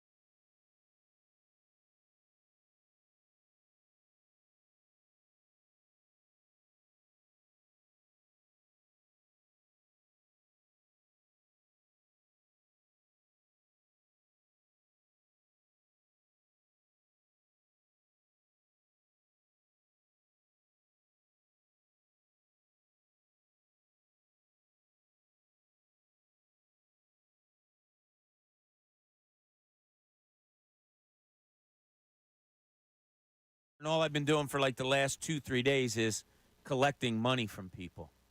Because I did run the, as I do every year, ran the Masters pool again this year, and it just keeps getting bigger and bigger and bigger. I think we have close to $200 in prize money this year. So almost as much as the prize money for the Masters winner. Just about. Yeah. Pretty close. Yeah. We're going to have to escort Bob to his car every day. I don't take the money with me. It's hidden in an envelope in a safe in the building, so that I'm not walking around with all that money in my pocket. Wow, we've got a safe here. No, I just had to say that because you just exploited me. You just said you had been collecting money. We didn't have to, rehash. I'm sorry. I'm collecting money. What do you think the first thing that people think of? Wow, he's got all that money. Let's roll him. Let's roll him when he gets out of the office. So, 11 o'clock hour, it's brought to you by Golden Nugget Jewelers, where Philly gets engaged. A reminder, tomorrow we are going to be broadcasting from the 76ers practice facility in Camden, New Jersey, as they unveil another statue of a great player, one Allen Iverson. We're going to be joined for the whole show by Amy Fadul. So we'll be down there. Hopefully we get a lot of alumni will be back in town. A lot of people will be milling around. I'm hoping, and I'll check it tonight, that one Nick Nurse is going to be down there at the practice facility so we can, just pick his brain just for a little bit and see what's going on. The breaking news of the day, as we mentioned earlier, O.J. Simpson has passed away at the age of 76. That just came out earlier this morning on a tweet from his family. Bill, I want to get into you. Oh, that's not good. I want to get Friday, 5 into o'clock. your mind. Yeah, that'll be is out of context. That'll be replayed once again. Did you ever watch sports where, if we're being honest, sports doesn't really affect us personally in any way? It should be entertainment. With our jobs, it affects us personally. With my old job, it affects personally. If you know somebody, whatever. But for the most part, it's just a fun thing. Do you have anybody, though, in sports, a player, and it might not be because of the way they play, or it might be because of the way they treat referees or whatever, that you just couldn't stand? Anybody, like any former athlete, anybody out there now that you were just like, my God, I can't stand that guy every time I see him? Yeah, and this actually came up, I think, on the day of the eclipse. We were talking about certain things. Sidney Crosby, man. I can't. That's still a punch-in-the-face guy for you, huh? Yeah, I can't stand Sidney Crosby, and I think there's a lot of Flyers fans who would agree, and he can't stand us either, so it works. But right now, I'm looking at football, because I was thinking about this when you posed the question. I don't know why it's a different hate than it is for Sidney Crosby, but I don't like Russell Wilson. I've just never liked Russell Wilson. That's a good one. Well, he's a goof-ass, right? I don't know. He's really corny. Yeah. He's cheesy. And look, there's a reason why I think Seattle got rid of him. Now Denver gets rid of him. A little surprised that Mike Tomlin wanted him in Pittsburgh. But, yeah, I never liked Russell Wilson. He's just too cheesy for me. So last night I'm watching the Miami-Dallas game, right? And this guy hits a three, and then he hits another three, and I'm like, oh, my God, I can't stand him. And part of it is because of the goodness of him or the annoyance of him. It's Duncan Robinson on Miami. Oh, my God. I was getting mad at myself because I was sitting alone last night watching. There really nobody around. And I felt myself like, they're going to see him in the playoffs, and he's going to do some of this crap, and I'm going to get all ticked off again. And Duncan Robinson, he just Tyler Hero was the same way.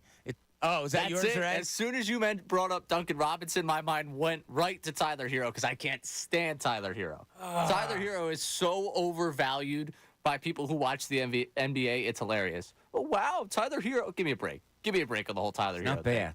He's fine. He's a fine player. He's not worth the contract he gets. And last year they went on a run, and who was not in there in the lineup with them? Okay, you're right. He's overvalued. Okay. So overvalued. He's a fine player. He is not the player that people try and, look what Tyler Hero can do. Give me a break. If it wasn't for the Miami Heat. That's why he gets on your nerves, too, because you don't think he's much of anything, and then he comes down, and like Duncan Robinson, they'll do stuff that'll kill your team, and you're just like, not them, not him. Are you kidding me? Jack Harlow put him in a song, and all of a sudden he was a good basketball player. There's that. What's the text board saying, Ray? Because I know we have some reaction to stuff we've been talking about all day. Yeah, so Mark Adeller wanted to check in. Could not call in today, so glad he could be able to text in here. He wanted to say that he's looking for the Sixers to win the last two, get the 6th seed, and would love to open up with the Cavs and then play the winner of the Bucks and whoever series.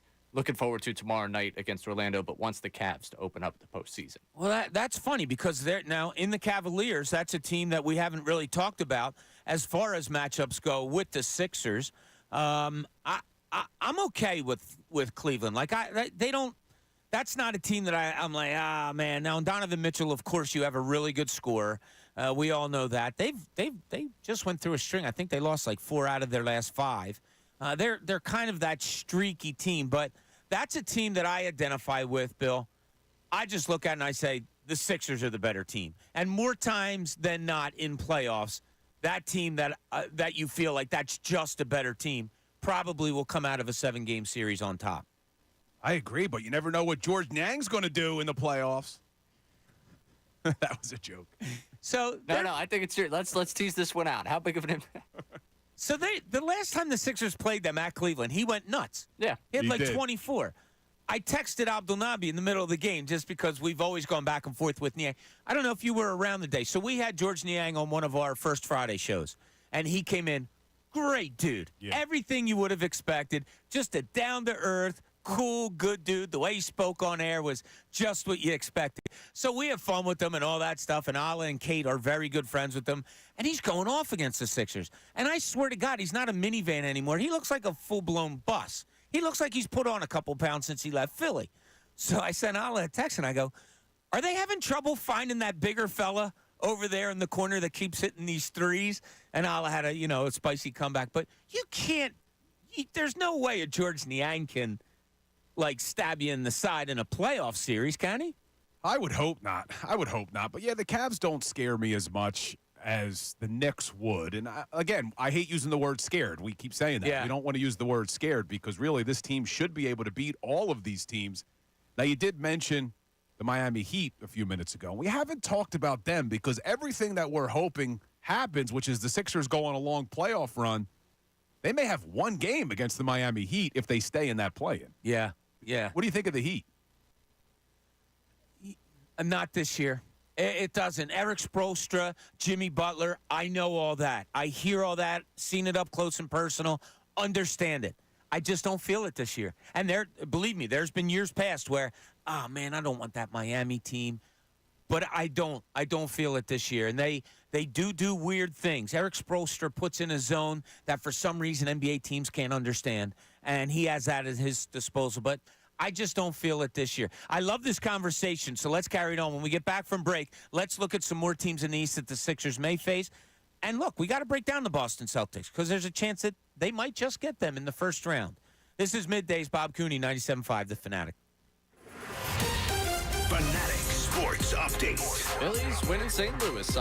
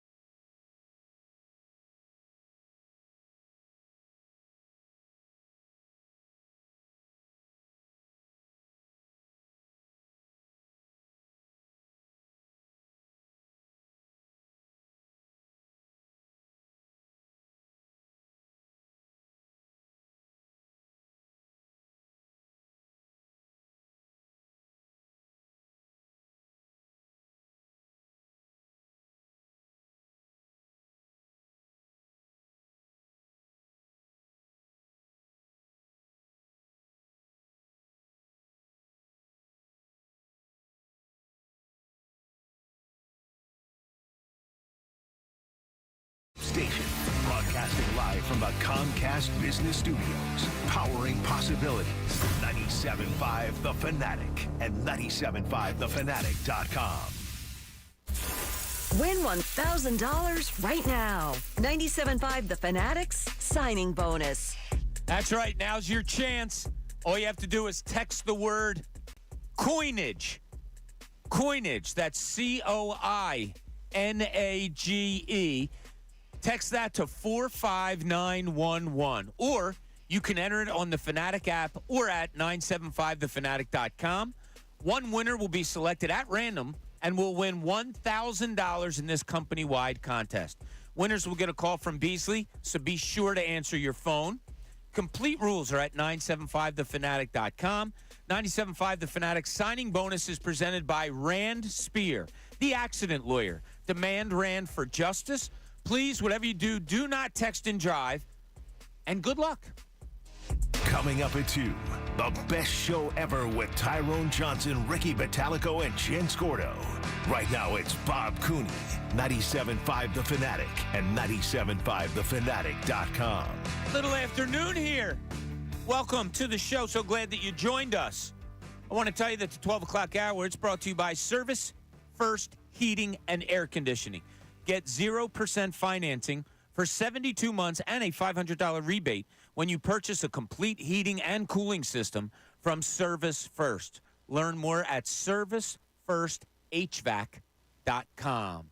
So, Bill, I want to look at another team here. We're talking about the 76ers, where they may match up. Important game tomorrow night against the Orlando Magic. If the Sixers can win out, there's a real good chance that they could be the 6th seed. But in order to win out, they played the Orlando Magic tomorrow night. I'm not looking at this so much as a matchup of tomorrow night, Bill. But the Orlando Magic, if that's a team in the future that you would have to face in the playoffs if you were the 76ers, what's your take on them? Again, they don't scare me, and they're not very good on the road. I think they're 18-22 this year on the road. They haven't been great in their last 10. So the Sixers are streaking one direction. Orlando kind of going in the other direction. I'd be fine, really. I would be fine against all of these teams in the Eastern Conference, with the exception of Boston that we haven't talked about yet. Okay, I'm right there with you. I love Paolo Banchero. I think he's when he played at Duke, I remember being on these airways and we talked about him, and I just said, I don't know why. I talked to some people about him. I think he's going to be a really good pro. So far, so good. But after that, you know, you're looking at the kid from Suggs from, what's the school? Gonzaga. You know, some other, like, pieces. Markelle Fultz. I mean, that's another piece. They got the kid Wagner coming off the bench. But not a team. I agree with you wholeheartedly, Bill. Not a team that really puts a lot of concern in you if you're going in a series. Actually, I would look at that as a team that, all right, first-round series, boom, they win a game maybe two, but that's it. You take care of them. So that's not a team that's on my radar at all. I give that a 5. On a scale of 1 to 5, 5 being the most comfortable you can be, that's a team I give a 5 to. Yeah, I'm right there with you. And I think the chance of them actually having to play the Magic is going to be extremely yeah. slim. Very, very low. So we're kind of just looking at that game tomorrow night. So far, we've done the Milwaukee Bucks, and our confidence level was right around between 4 and 5-ish going against them. Of course, Giannis Antetokounmpo down with that strained calf. The one thing that I saw that really stuck out to me, Bill, was I think this was a direct quote, something like this, I'll paraphrase, was avoided a serious Achilles injury. Now, what popped into my head when I heard that, Bill, was I remember another player in the NBA had something happen. They said, oh, he avoided a serious Achilles injury. And then a week later, got a serious Achilles injury. Kevin Durant? That was Kevin Durant, exactly. I'm not wishing that on anybody. I don't wish that on Antetokounmpo, nothing like that. But that's a wonky little injury there. You know, that team might be a little bit decimated if that goes on with him. They would be decimated, and they haven't played well since Doc Rivers took over. I mean, I know that sometimes fans, we get on Doc Rivers because of what he's done in Philadelphia, and there's fans who like him, there's fans who despise him. But you can't deny that team was playing better before they made the move to Doc Rivers. I thought it surprising that when he got there, I believe, if I'm not mistaken, they lost like 3 in a row as soon as he got there. That was awfully weird. There wasn't grumblings, but I think you're right. It was more from the Philadelphia fans of, wow, what's going on there? He's been there for 34 games. They're 17-17. Which means before, I'm going to do my math real quick. Do it, Bill. So before they were 32-14? It was really strange when that all came about. Something was going on. And early in the season, they had an assistant coach just walk away. And it was a guy that was a head coach in the NBA prior in Portland. He just walked away. And you started, what happens? Something must have just happened there. And then in the middle of the season, during a good season, your head coach gets fired. Like, there was something weird going on there. Doc Rivers comes in. How did they react? They're a 500 team under him. Now, does coaching mean that much in the NBA? I don't know if you can win so much because of a head coach, but you can certainly lose. I'm a bigger believer in that. I believe that a coach can hold you down more than he can make you so much better when it comes to the NBA. I don't know if that's what Doc Rivers is doing, but the record would say as much. So that's not a team that seems to scare us all that much. The New York Knicks, that's a team that concerns me greatly. You two aren't there. I put my Knicks concern, if confidence is 5, the most you can have, I'm at a 2.5 with the Knicks. And I do know why. As I said earlier, it's Jalen Brunson. He just scares the crap out of me. I've always had a thing for, you know what it was? You'll appreciate this, Bill. It just popped into my mind. My senior year in high school, we went against a left-handed guard at Woodrow Wilson, little kid, and he burned us for like 30 points when we lost the game. That's what it is. That's why I don't like left-handed guards. But I don't. Tom Thibodeau doesn't really concern me all that much as a coach. You know the style. You're going to get a tough team. You're going to get a good defensive team. You're going to get guys that buy in if it's only a year, 2 years, 3 years, whatever. But when they do, they're good. But you guys are your concern level Knicks. I would say out of all of the teams outside of Boston, the Knicks would concern me the most of the other 6 teams. But I'm not at a level of concern where I don't think that the 76ers should win a 7-game series. I think that in a 7-game series against the New York Knicks, they have the better roster, meaning the Philadelphia 76ers. With Joel Embiid healthy, with the depth that they have, with Tyrese Maxey turning into the player that he's turned into, they should win that series against the New York Knicks. You're same place, right, Ray? Yeah, I'm in a similar spot with that. Like, I find myself concerned just because I think they've really clicked, and they being the Knicks, I think that they, like the group that they have, I like it. But I can't sit here and tell you that I wouldn't go into that series looking at the two teams and be like, okay, I think the advantage here as a roster, and the advantage, the best player in this series is on the 76ers. And I think that would give me, again, we try and distance ourselves from previous years. I understand someone may be screaming, well, what's happened in the past? I'm sorry. I can't get myself to the point where I'm throwing myself in concern over the Knicks as compared to what the 76ers have and what I think they have right now in Joel Embiid and how great he's looked since he's been back. Do you have other factors that come in when you're rooting for a team against another in a series? So, like, I'll put it this way. Patrick Beverley, it was announced a couple of days ago, he's going to be in the starting lineup for Milwaukee, whatever. If the Sixers have to go up against Milwaukee and Patrick Beverley's out on the starting lineup, does that give you, like, extra incentive? Does that make you want to beat the Milwaukee Bucks even more, Bill? Not a player like Pat Bev, because I did like him while he was here, so I'm not rooting necessarily, hey, I want to win just because Pat Bev's over there. I mean, there have been players where I felt that way when they get traded.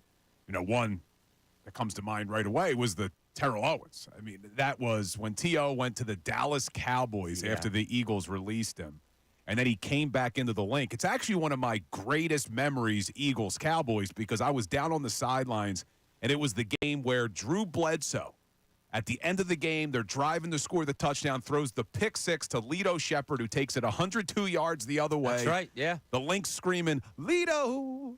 Whoa! Love that. You know that song, Ray? Or are you too young for that song? What is it, Bo Skaggs? Is that who it is?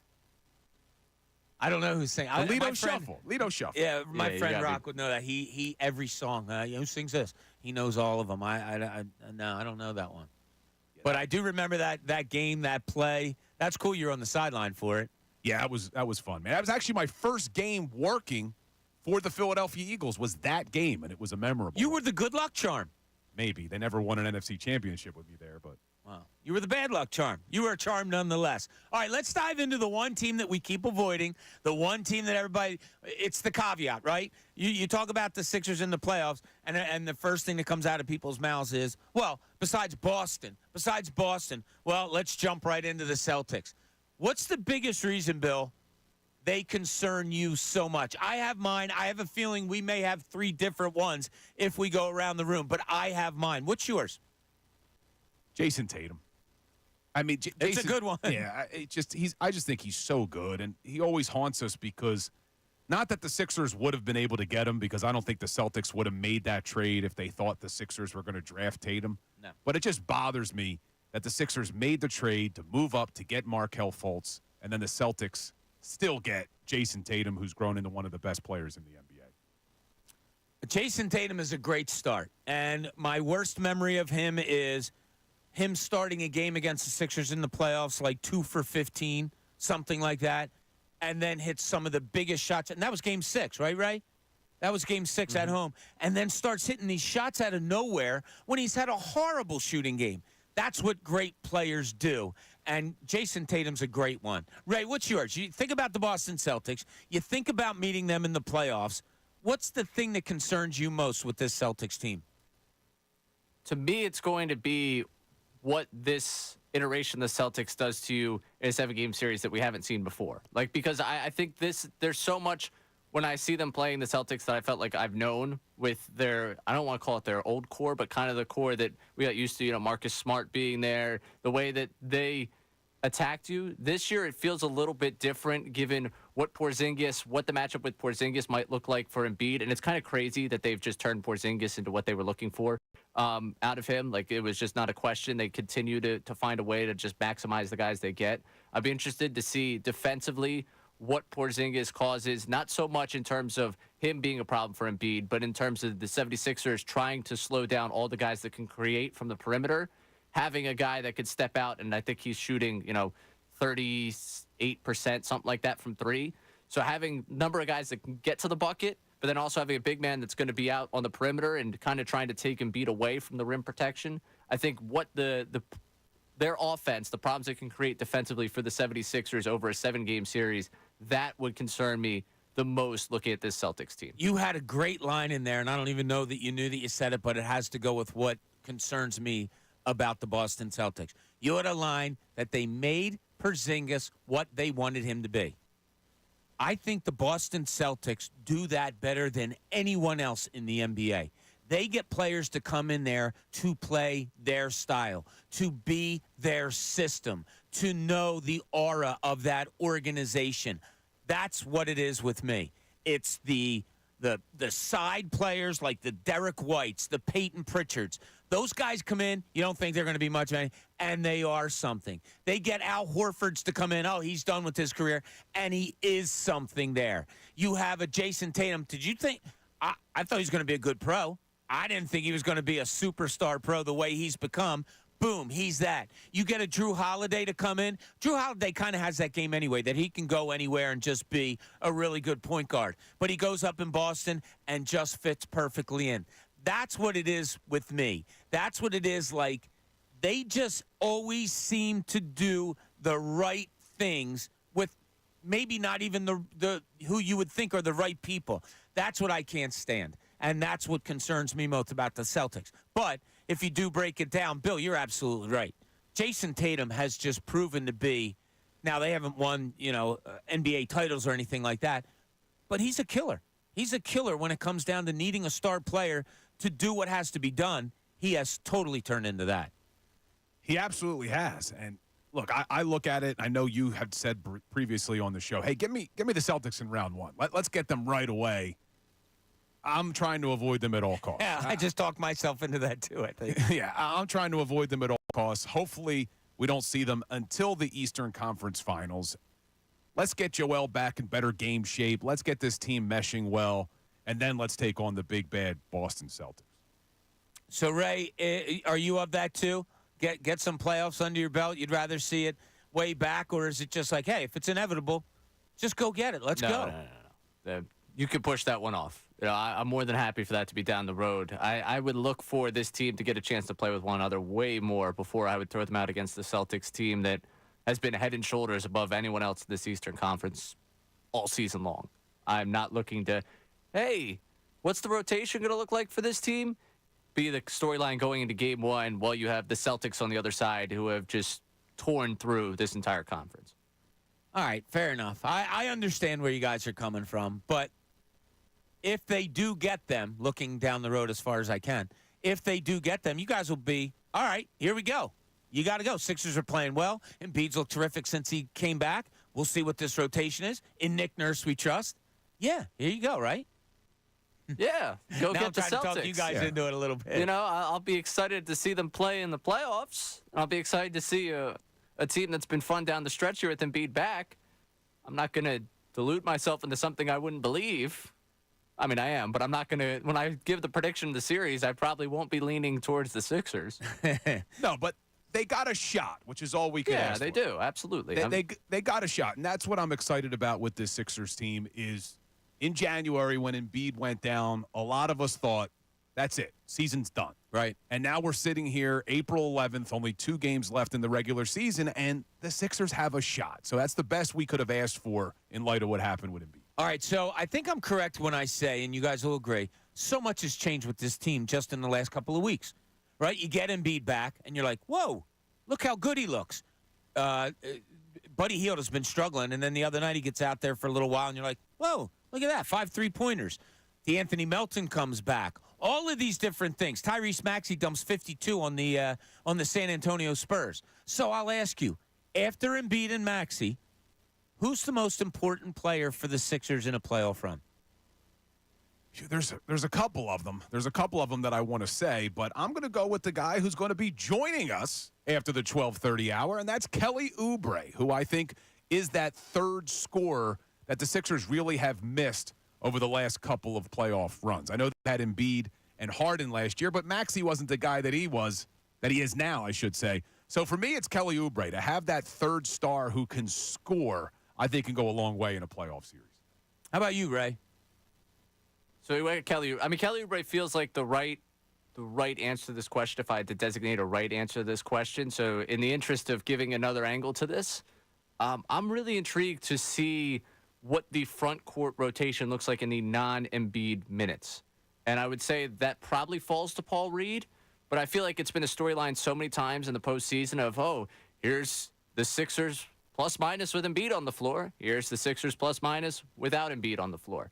How do you get the most out of the minutes without Joel Embiid? I think part of that goes back to what you get out of one, either Paul Reed, or if you're looking at maybe some rim protection, Mo Bamba.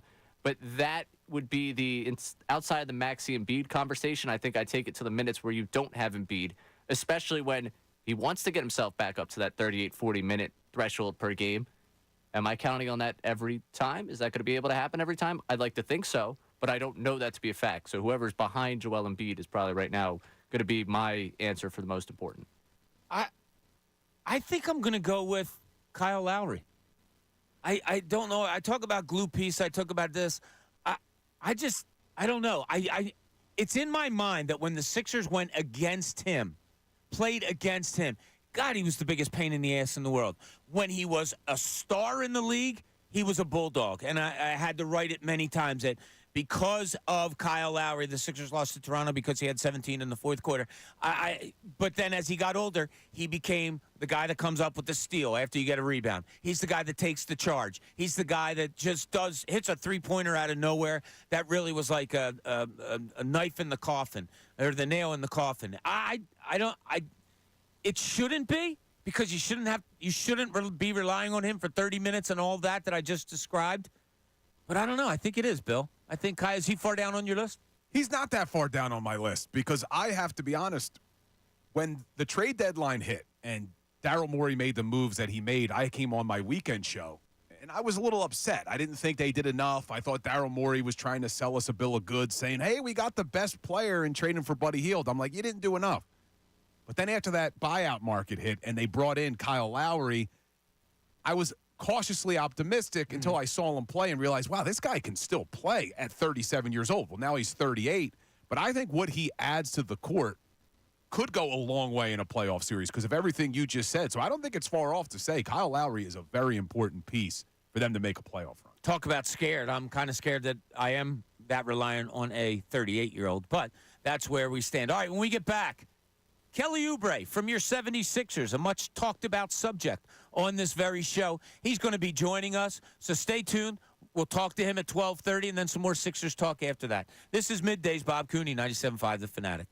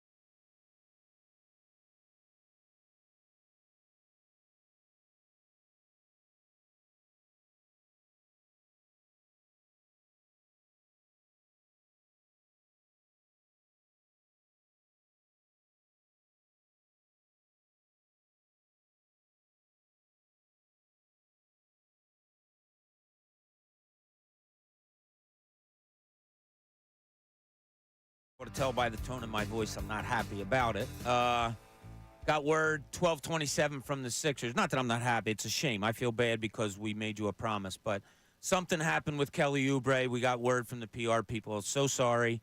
He's not going to be able to join today. I can't tell you what came up. But he promises he will call in another day.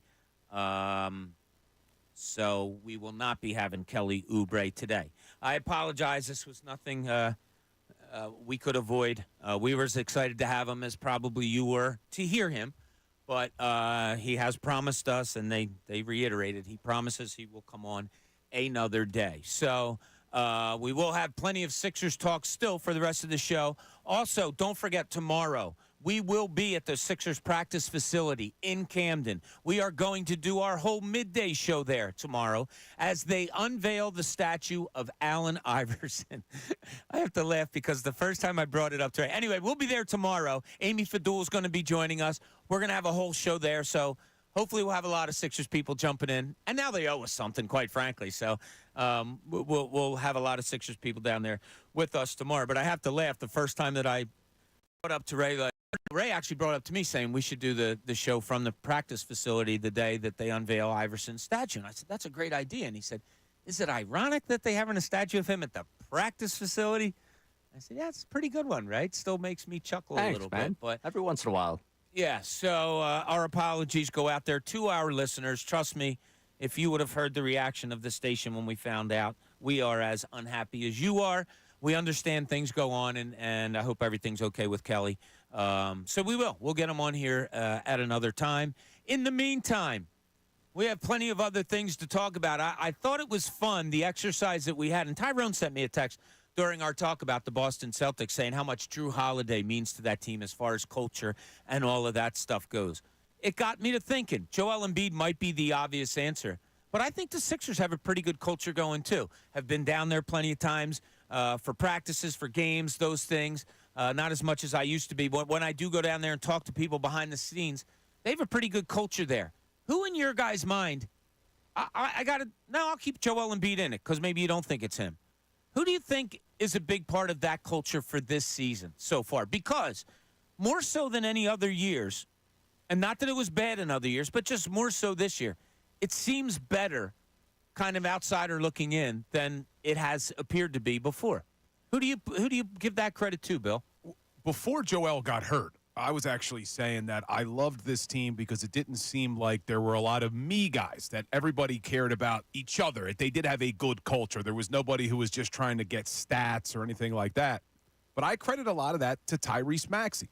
That smile that he always has on his face, that is contagious. That does carry over. All of us have played sports before, and when you have a teammate that's just always in a good mood, shows up to practice, nobody else wants to be there, and they're smiling in the locker room, it does become contagious. So I think Tyrese Maxey, his energy has brought a lot to this team. I got to tell you, and I don't just say this because you're sitting in with us today, that is a great one. That is a great one, and the reasoning there is great, and it does resonate down there. And I forget if it was a player or nerd. I forget who I was talking to earlier this year. Kind of said the exact same thing. Like that. Oh, I know who it was. It was a behind-the-scenes person, someone that's worked for the team for a lot of years.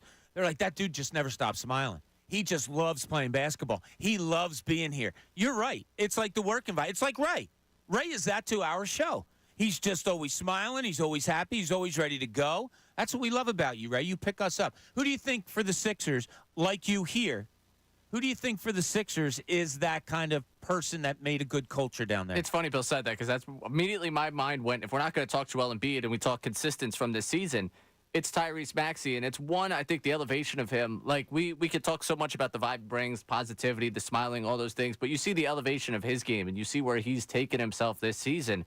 And quite frankly, without him on the floor, without him taking that step, where are they? What are they this season? We're talking probably about a wasted season. As much as they struggled without Joel Embiid, the idea of what Tyrese Maxey has been able to lift himself into and the fact that they have such a ridiculous win percentage with Maxey and Embiid playing with one another, I think that shows you where they are on the floor. And you take that off of the floor. As he elevated his game, it seemed like he's been able to elevate himself inside that locker room to a guy of, all right, he's young. You know, he's getting his footing in this league, but man, if he's not fun to be around, man, if he's not fun to watch go out there, and the engine is always turning. He is always moving, and it's become just something incredible to watch because you get that energy, that excitement all the time. And I think they keep making the joke. It's what the Meat Brothers, or they keep doing the Ricky Council, Kelly Oubre, the fast guys up the floor. Like, it almost seems like they've started to identify themselves with Tyrese Maxey's game. Like, they're like, look at how fast and exciting he is up down the floor.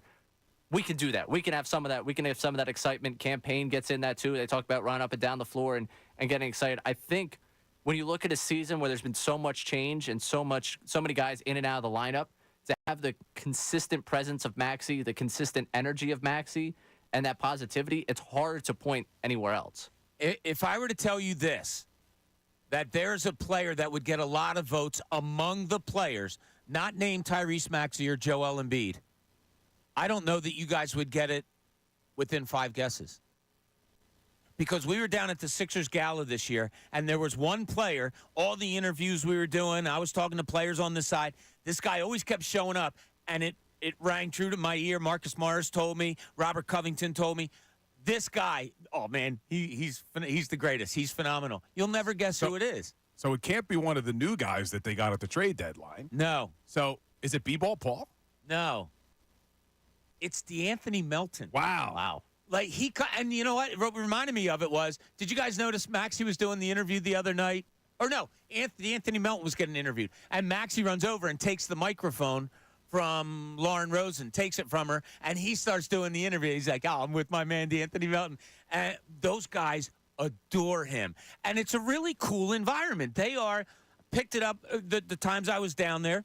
At the gala, it was really noticeable how they really do like each other. And that's a big thing on a team, a real big thing. And for Marcus Morris, a guy that had been in the league for years, and we know how tough he is, and he was back home in Philly, for him to tell me as we were just talking off air, say, like, man, this is something. This is something special. A lot of it on the floor, most of it on the floor because of that big man. But he goes, this is just a cool team to be around. This is a lot of fun. I felt bad for him when they let him go. I did. I really felt like he was in a place where he was thinking, this is cool. I could finish out my career here. And now he goes back to being the kind of vagabond where he's everywhere and all that. So, I just think this is a really close-knit team. So, interesting thing, changing topics for just 1 second. I'm watching some of these YouTube comments because we're live on YouTube as well. And somebody asked, why the hell is AI getting a statue? I couldn't disagree more with that comment. AI certainly deserves a statue in this town. I know he never won the title. He never won an NBA championship, but you think there's any argument that AI doesn't deserve a statue, Bo? No, I'm trying. No, I mean, if somebody's saying that, it can't be because of on-the-court play. No, it has to be because of personal life or outside of basketball, the things that surrounded him and stuff like that. But no, as far as best 76ers players of all time, if Allen Iverson isn't in your top 5, top 7, I think you're mistaken. That even feels low to drop it to 7. You got to go further back. I mean, you have to include the Wilts and obviously like Moses Malone, Julius Erving. You had 4 Hall of Famers starting on that 83 team. Yeah, understood. I think just strictly looking at Sixers peaks, though, how many guys have won MVP as a 76er? Yeah, you're right. Like that to me, like it's kind of begins and ends. And like talk about having 4 Hall of Famers in that 83 lineup. Well, that AI team, like it's not disrespecting the rest of the guys on that team, but Allen Iverson is that team. Yes, he is that run. Yeah, and that run since '83 is pretty much all you have as an organization. Not to be overdramatic about it, but all you have. Yeah. No, you're right. He's definitely top 5. You know what's kind of cool? I don't know if you saw on the Sixers X account, but they have where you can guess the pose that the statue's going to be. They're given 6 options of what the statue will be, which is pretty cool. Ooh, I wonder if we can guess the options. One has to be the step over. Step over is up there as one, yes. Crossover, I don't know if it's on Jordan. The crossover is there. I mean, he had some slams that were wild. I remember him having a slam off of a foul shot where he crashed the lane from the top of the key. Yeah, the other ones aren't as, I guess, memorable, but like the hand to the ear is one. Damn, that's a good one, yeah. his iconic photo shoot where he's got his hand on his chin. Yeah. Him holding up the MVP trophy is one, and then him dunking is another one. So it'll be interesting to see which one it is, but it's cool. They have it out there. You could guess the pose on the Sixers. Right, you have the ear cup? I hope it's the ear cup. I would assume it's going to be the step over, but do you go that far as to put out another guy? Like, they're not going to have a Tyronn Lue laying under him, so I guess it would just be that step over. That looks kind of strange, I would guess. I don't know. I might be the crossover, like him, ball in hand with one leg going one way and then crossing over to the other. I don't know. That's a pretty good one. I like that. Joe in Bethlehem has some confidence when it comes to the Sixers. Joe, you're on 97.5 The Fanatic. Hey, how are you guys doing? Doing great. How about you? I'm all right. So, to kind of rewind a little bit, when you guys were talking about like potential playoff matchups, and I know nobody wants to use the word scared, and I'm doing the exact opposite of that. I really, the only worry is just the recent success that the Celtics have over us. But really, with our team fully healthy, we have literally the deepest team in the NBA. And getting Melton back, it was a pleasant surprise to me last night or 2 nights ago. I was so excited to see him back. We can just mix and match really any lineup that we want, depending on who the opponent is. And honestly, Bob, I got to thank you again for picking me as, the line of the night. But that line's different now. That's down to 2,200 now. Wait, refresh my memory. So you picked me as the winner.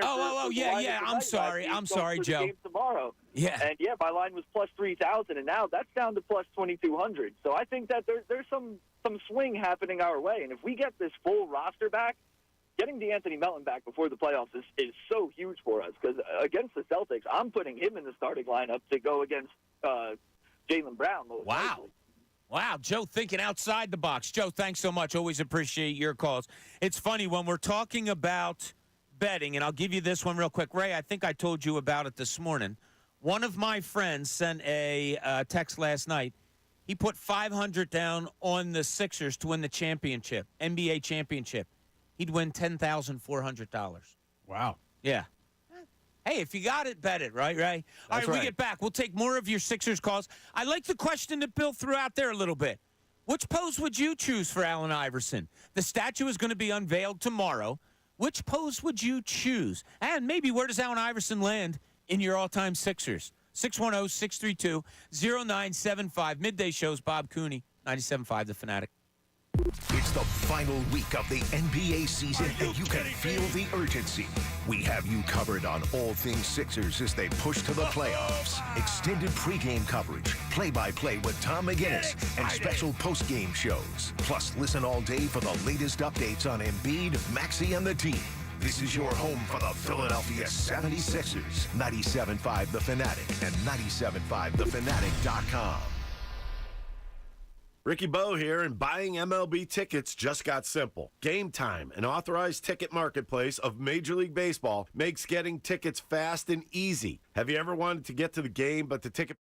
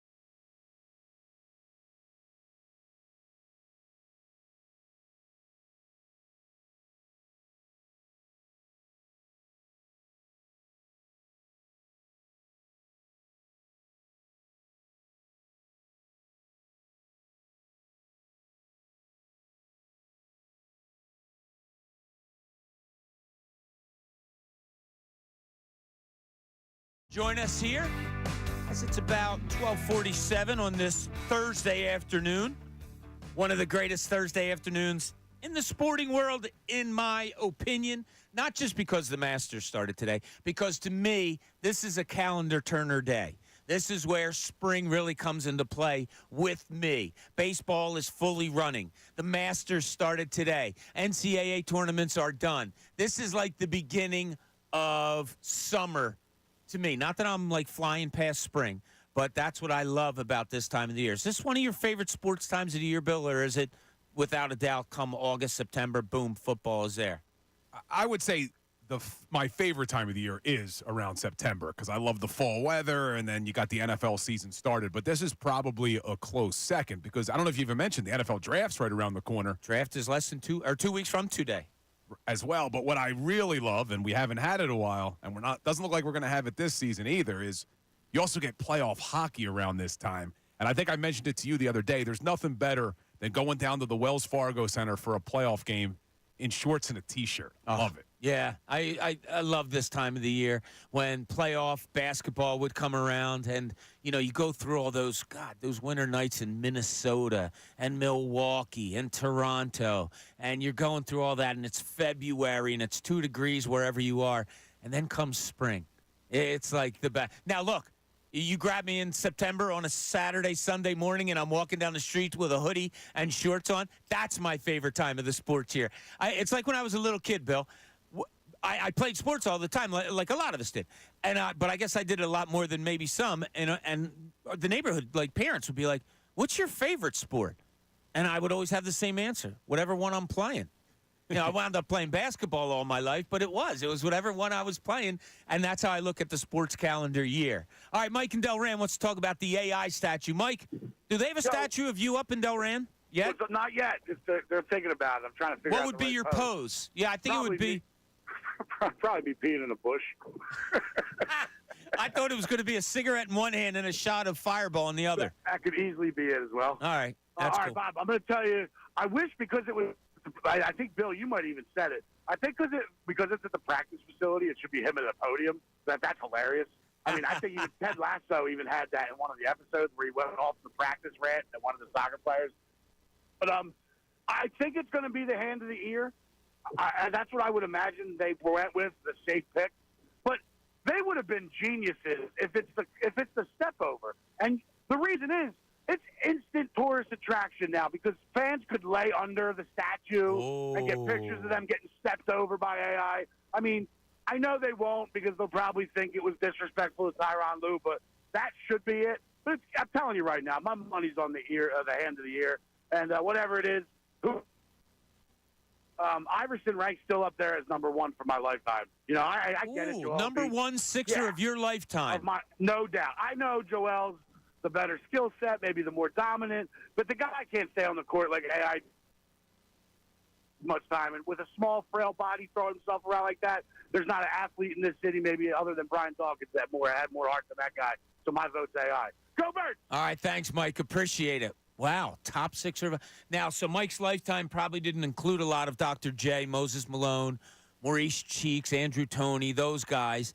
I'm sure it included Barkley.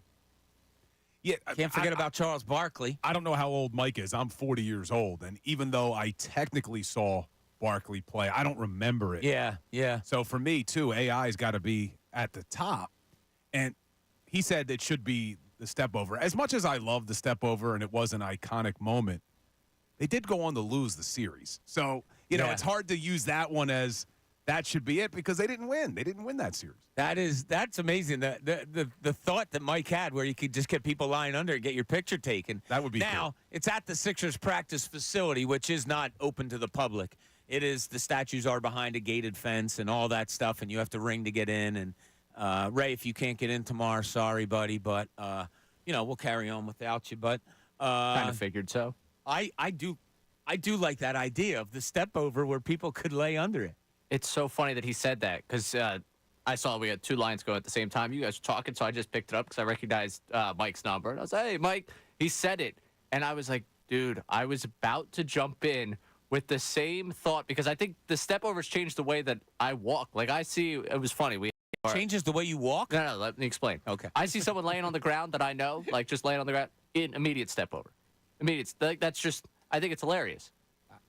You have a lot of friends that you just see laying on the ground? If we have people over, someone's sitting on the ground, and they're sitting there on the ground, their legs are extended, okay. step over. Okay. We all had right, our video guy on the... I thought maybe you guys get just knocked down drunk all the time. No, and you're stepping over your no. friends. No, but also someone laying down on like the court, tired, step over. That'll help them up, but step over first. I think it's just funny. I think the idea of the interactive step over statue, like whenever they start putting statues outside of wherever arena they end up playing in, that should be what it is. There should be an interactive step over statue in front of the next arena they have. I don't mind that idea at all. I think it's awesome. Yeah, I'm pretty down with that. Bill, so your lifetime top 3 Sixers, who are they? Because I put Iverson top 5 because there's so many great ones. But if we just go in your lifetime, AI's got to be number 1, and then I would put Joel at number 2 right now.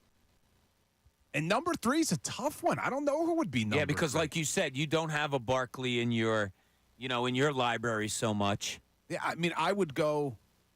I'm trying to think as to who the number 3 would be because there's been some rough Sixers years. There has been, yeah. Since those AI. I mean, that AI season in 2001, I was a senior in high school. And me and my best friend, we went to every single playoff game that year. I mean, it was a memorable year. I just remember when they won the Eastern Conference Championship, we were in the bar there at the Wells Fargo Center, and they were playing Philadelphia Freedom, and the place was going crazy. It was just such a fun time to be a Sixers fan. I just hope we get that again. That's the only time in my lifetime that I ever saw them in an NBA Finals. Yeah. I mean, yeah, I've only seen a few more than you. It's funny because when you talk about the greatest Sixers of all time, I've been lucky enough to see most of them, and they all had such interesting qualities. Like Dr. J came over from the ABA, and it was the likes you never saw before. You never saw someone that had the grace and the jumping ability and just all the things that he could do on the basketball court. That was phenomenal. Moses Malone comes over here, already an established star in the NBA, but he comes over as the piece. And I'll never forget where I was when it was announced. I'll never forget thinking, oh, my God, they're going to win the championship. I'll never forget where I was when they lost their first game that year. Like, that year was just spectacular. And then Charles Barkley comes a few years later, and that's a guy the likes you never saw. 6'4", best rebounder in the league, could grab a rebound, dribble behind his back, between his legs, and go down the other end, and you're afraid the backboard's going to break because he slams so hard. Like, there's been so many. And then Allen Iverson comes along, a 6-foot guard that, like, are you kidding me? This guy's doing this to those guys? And you have to remember the era of Iverson. That was tough basketball back then. He got beat up, but was there all the time. So it's a great discussion. Like, who are your top Sixers of all time? 610-632-0975. As Allen Iverson gets honored tomorrow with the statue practice facility, we will be there with Amy Fadul doing our whole show from 10 to 2. Hope you join us then tomorrow, but we still have another hour to go here. So stay with us. Middays, Bob Cooney, 97.5 The Fanatic. Fanatic Sports Update. Phillies win in St. Louis.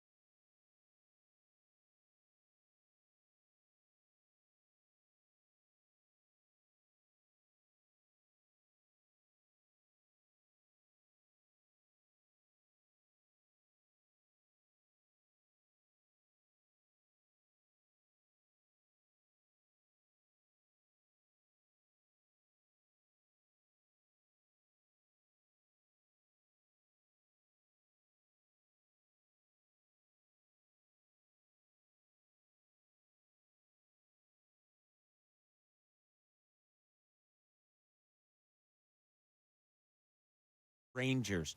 So just some side things before we get into a deeper subject a little bit. Ray's got some questions for us.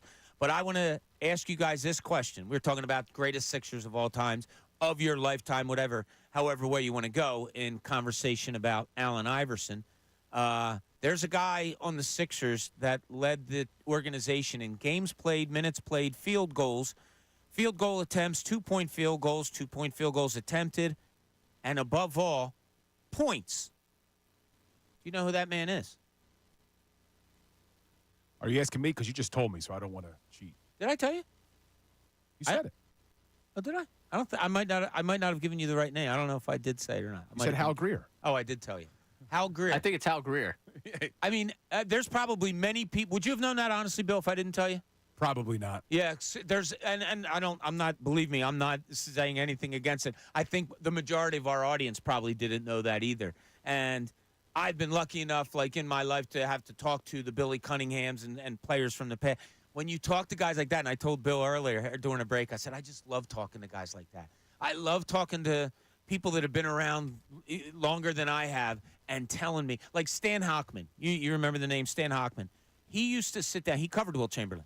He used to sit me down because he knew how much I love basketball and tell me story upon story upon story about Will Chamberlain and just how great he was as a basketball player, how dominating he was as just a person. I cherish those moments that Stan would take the time out of his day to sit me down and tell me stories. But go ahead, Ray. You had some questions that you wanted to pose to some people. Before I get to you, Dom, what are those questions? Well, you guys were talking about really looking at Bill's life, but looking at, I think, the 21st century of Sixers basketball, because you can start to go with, okay, Iverson, Embiid. Where do you go after that in terms of Sixers players? So I just started in my head, like, putting two names against each other and trying to see where you guys would go with this. So I'm going to throw a couple of comparisons out to you. Let's start with the point guards that we've had since, I guess, the year almost 2010. Ben Simmons or Drew Holiday? Better Sixer. Now, you have to look at the player. You can't look at the person. That's the problem, is you're so jaded when you hear the name Ben Simmons. It's hard to see past it. Sixers got rid of Drew right after he made an all-star team. Simmons made how many all-star teams? 3? 3 of them. Oof. Now, obviously, Drew Holiday has turned into a better NBA player. Yes, we're just talking with the Sixers. But with the Sixers, I guess you'd have to say Ben Simmons had more success, right? Probably. And I mean, like, look, I told this story a few weeks ago, or a couple, whatever it was. I'll never forget covering a Sixers game, Drew Holiday's first game as a Sixer, and he comes out with an oversized sports jacket on because the coach decided he wasn't playing in the first game. He was a scratch, and Drew had to borrow somebody else's jacket because he never ever thought that he wasn't going to be playing. I guess you have to go Ben Simmons. I do. Simmons averaged more points, rebounds, assists per game than Drew Holiday. Both of them only 4 years as a 76er. Great question, Ray. All right. You have another one. I have another one for you. You do? Yes. Guys brought in here to help elevate this team mid-season. Now, one stuck around for an extra year after his more than half a season. Well, less than half a season here. And one was here for about more than half a season. Jimmy Butler or James Harden? Who was a better 76er? I have a quick answer on this one. I got to go Harden. Harden led the league in assists while averaging 20-plus points. He was the only player to do that season in the NBA. I got to go Harden. Yeah, see, there's a theme to his questions here. He's asking questions about players who, on the way out, we started to really dislike. But Harden's probably the more successful Sixer, but we all love Jimmy Butler more. Jimmy Butler is the constant debate. Should they have ever gotten rid of Jimmy Buckets and all that? But at the time, I don't think there were many fans in town saying, trade Ben Simmons, not Jimmy Butler. There may have been a few, but in hindsight, being 2020, everybody said, hey, you should have kept Jimmy Buckets. That is fair. I mean, I think it's funny because looking at these, you bring up the names Ben Simmons and James Harden, and you get so upset about them. But when we start looking at the last almost 25 years of Sixers basketball, where could you make the case they rank in the upper echelon of Sixers players? You know, it's funny. I do this a lot, Bill. I don't know if you do it. You'll have something in your mind and we think it's accurate, and it probably is, and all of that stuff. Like, I can casually say to myself, man, remember how good Jalen Hurts was in 2022? And then I'll go back and watch highlights and be like, oh my God, he was good. You can do that with Ben Simmons. Before all this crap, don't forget, he was a decent player. No, he was really good. He could get to places on the floor. He was a phenomenal passer. The ending is what we remember, but while it was good, Ray, it's a great point and subject that you brought up there. Way to go, Ray. Hey, thanks. Proud of you. It only took me to 1 o'clock. That's why we're going to talk NFL draft shortly. It's not only about the physical attributes of players. You got to make sure that they have the mental makeup, which Ben Simmons didn't have. No, exactly. And that's what's going to last with us forever about Ben Simmons. Tasty Cake Dom, you're on the line chiming in with the Sixers. What's up, Dom? Hey, Bob. What a great show today. I felt like I had to call in and get in on this because it was so. Just real quick, Bob, if you ask me if you widen that the top 10 greatest Sixers ever in my life, and I'm 60, Ben Simmons is on that list. 16, 8, and 8, and the best defender in the NBA, he's on my list. Wow. I'd have to dive deep on that, Dom, and I might have to make a list tonight when I'm sitting around. I was thinking, I'm coming home from the doctor, and as you were mentioning it, because I have an argument with one of my friends about Ben. He says Ben Simmons was a complete bust. He wasn't a bust as a Sixer. He wasn't. No. He just wasn't. I don't argue with my friend, but I have a friend that makes your friend's argument also that he was, or your argument, that he was a very, very good 76er. Right, Bob, I'm older than you, so I've seen a lot of great Sixers in my life. I never saw anybody do the things that Joel Embiid can do. So I you think have Joel him where? Embiid is one. I have this. I'll say this to you quickly, Bob. If Andrew Toney played 12 years in the NBA, my conversation is completely different. When I say what Andrew, that first step, the way he could get by people, the way I think if Andrew Toney had a full career as a Sixer, we'd all be having a completely different conversation of who the greatest Sixer ever was. Would have been another Hall of Famer to come out of that 1983 team without a doubt, I believe. Yep. If they just, Bob, real quick, if he would have stayed healthy and they just would have said Brad Daugherty instead of trading him for Henson, and they would have had Barkley, a healthy Andrew Toney, and Brad Daugherty, I don't know if you have a Bulls dynasty.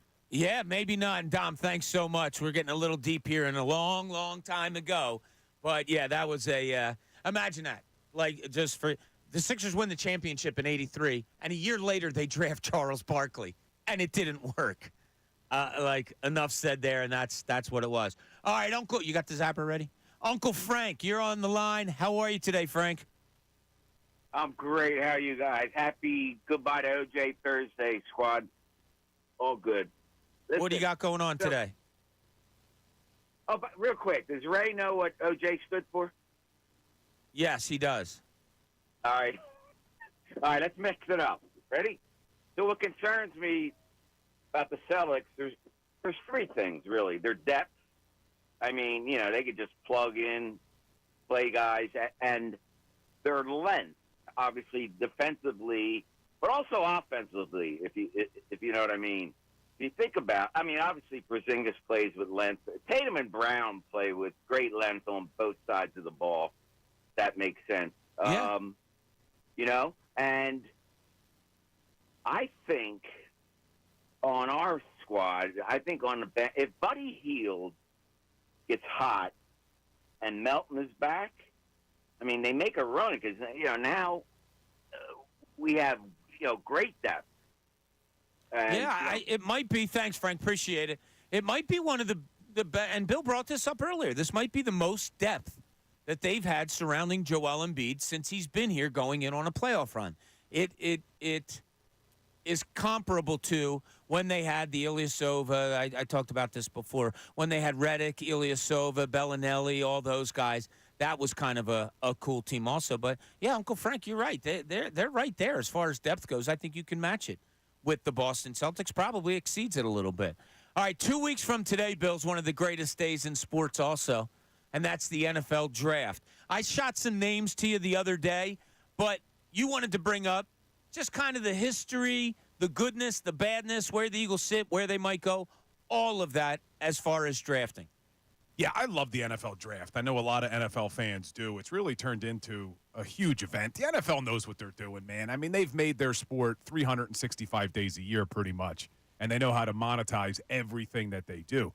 But I just love the NFL draft, and I started looking deeper into Howie Roseman and his first-round draft pick. So we can play a little game, and we can go through. I want to look. He's picked 13 times. That's amazing, isn't it? So, Howie still looks like a 35-year-old to me. I know he does. But he became the general manager in 2010, and in 2015, Chip Kelly took over general manager duties. So outside of that year, he's picked in the first round. So we can go through. I kind of did a list myself to say, hey, whether or not it was a successful pick or whether it was a bust to see, is Howie Roseman truly bad at drafting? And we could just look at the first-round draft picks. I'll keep score. So the position he's drafted the most has been edge rusher. And that's why I've said we've done some draft shows, me and Andrew DeCecco, that even though there are other needs for this team, I wouldn't be shocked if they go edge rusher again, just because it's the position he loves to draft the most. So here are the 4 edge rushers he's taken. Brandon Graham in 2010. You have to label that as good. You would, but what's funny is if we go back, a lot of people were calling Brandon Graham a bust. Do you remember that? God, yeah. A lot of people thought he was going to be a bust. It took him some time to develop, but I would agree. Let's give him a plus on that one. The next 2, I think, are definite busts. 2014, Marcus Smith. That one, no-brainer, is a bust. 2017, Derek Barnett, who they just cut last year. Now, he hung around for a while, but he had more penalties than he did sacks in his NFL career. So does anyone want to disagree, Ray or Bob, that Derek Barnett is considered a bust? Can you definitively say he's a bust? First-round draft pick, I think so. Yeah. 24 total sacks in the 4 years that he was here. 14 overall.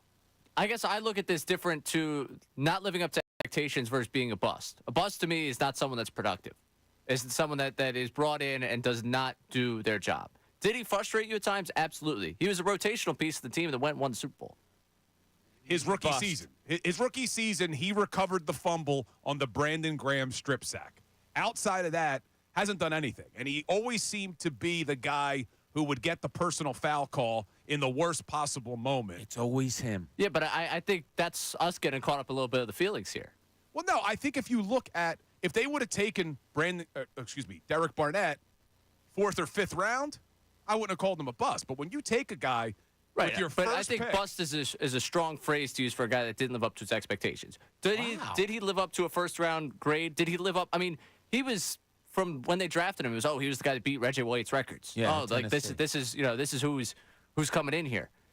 Ultimately, no, I don't think he lived up to where he was drafted. I won't sit here and say that I think Howie nailed that draft pick, but I think for the label upon him, he went to Houston this year and immediately had 2.5 sacks. Okay, good or bad is the lane. Am I putting his pick as good or bad? I think we can consider it a miss. How about a miss? that? I'll go with the miss. Okay, you don't like bust. I put it down as bad. Yeah, so it's a miss column. in the first round. So we're giving him a hit on Brandon Graham. I'm sorry. I'm surprised we had that much discussion about Derek Barnett. I thought for sure everybody would just say miss, bust, whatever. Okay, go ahead. And then the next edge rusher he drafted was last year, Nolan Smith, who I have a question mark on. We can't judge. Yeah, right. Can't judge him. The next position that Howie Roseman has drafted the most, second to edge rusher, is defensive tackle in the first round. Fletcher Cox in 2012. No debate. That's a good one. No debate. And then I have 2 more question marks. 2022, Jordan Davis. 2023, Jalen Carter. I don't think you could say either way. As much as I'm excited about Carter, not ready to say it's a hit just yet. And Jordan Davis, I know there's some fans who are frustrated. I actually like Jordan Davis, but is he going to be worthy of where they picked him? I think that's still incomplete. I agree. I put them both down as incomplete so far. Too early to tell. Is that okay, Ray? You good with that? Yeah, I'm fine with that. Okay, all right. So if on the ones we've actually graded, he's 2-2. Yes. Next position, offensive tackle.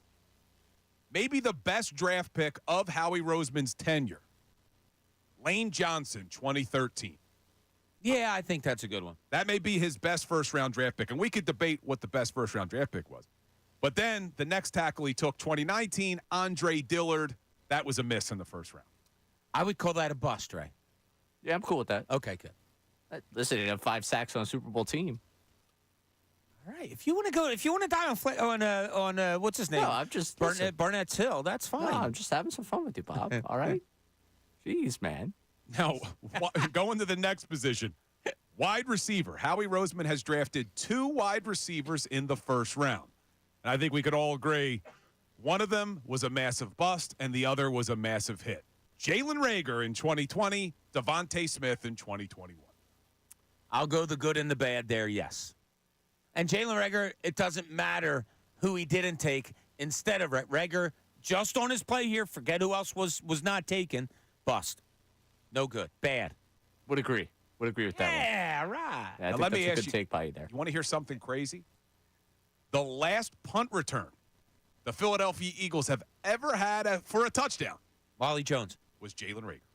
Ooh. How about that? Pretty wild. Pretty wild.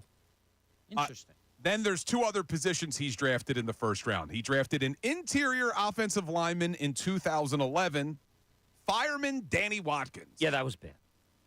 I blame Andy Reid a little bit for that one too, but that was him. And then I blame Danny Watkins. And then the only other position he's drafted in the first round, 2016, quarterback Carson Wentz. That was good. Yeah, you got to give him that one, I think, because without Carson Wentz, they don't win the Super Bowl that year. So every general manager I have ever talked to, and I made it a point to hit everyone in the NBA, and I've talked to a few in other sports, every time you bring up a draft, almost 100% the word crapshoot comes up. It 1,000% is. And this is actually not bad, Bob. If you look. Exactly. He's picked 13 times. We have 3 incompletes. We don't know yet. He's 5-5. 50% success rate. I'll take that in the NFL draft. I think that's actually pretty good when you look at other teams' history over the years. It is a crapshoot, 100%. I love talking draft. Past drafts. Pat Egan is like an encyclopedia. If Bill, if we were to go to him and say 2017 NBA draft, he could probably give us a top 10 right off the top of his head. I cannot do that. I'm horrible at that. I covered a lot of drafts, and I still don't know years and players. I was locked in. I was sequestered one year for an NBA draft where they did the actual draft in front of 5 of us media members throughout the country, and then they did it on TV an hour later. So I knew the Sixers were going to get Ben Simmons, #1 overall pick, an hour before the country was told. And I am just not good at putting them together. So when we get back, that's something I want to do with you, Bill. Go ahead. I'm sorry. And real quick, because I see people asking on YouTube, wasn't Nelson Aguilar a first-round pick? That is correct, but that was the 2015 draft where Chip Kelly had control over that draft. So that's why it's not included with Howie Roseman. Don't you doubt Bill. He used to be a lawyer, let's not forget. The man is smart. He knows of what he speaks. All right, when we come back, let's look at the drafts going back a little bit. Let's grade each one that Howie has been in. Because we just hit the #1 picks, 13 of them, 5 good, 5 bad, 3 incomplete. I have a feeling that's going to go in his favor, too, because I think Jalen Carter's going to wind up being a good one. Agreed. I think Jordan Davis probably will wind up being a good one.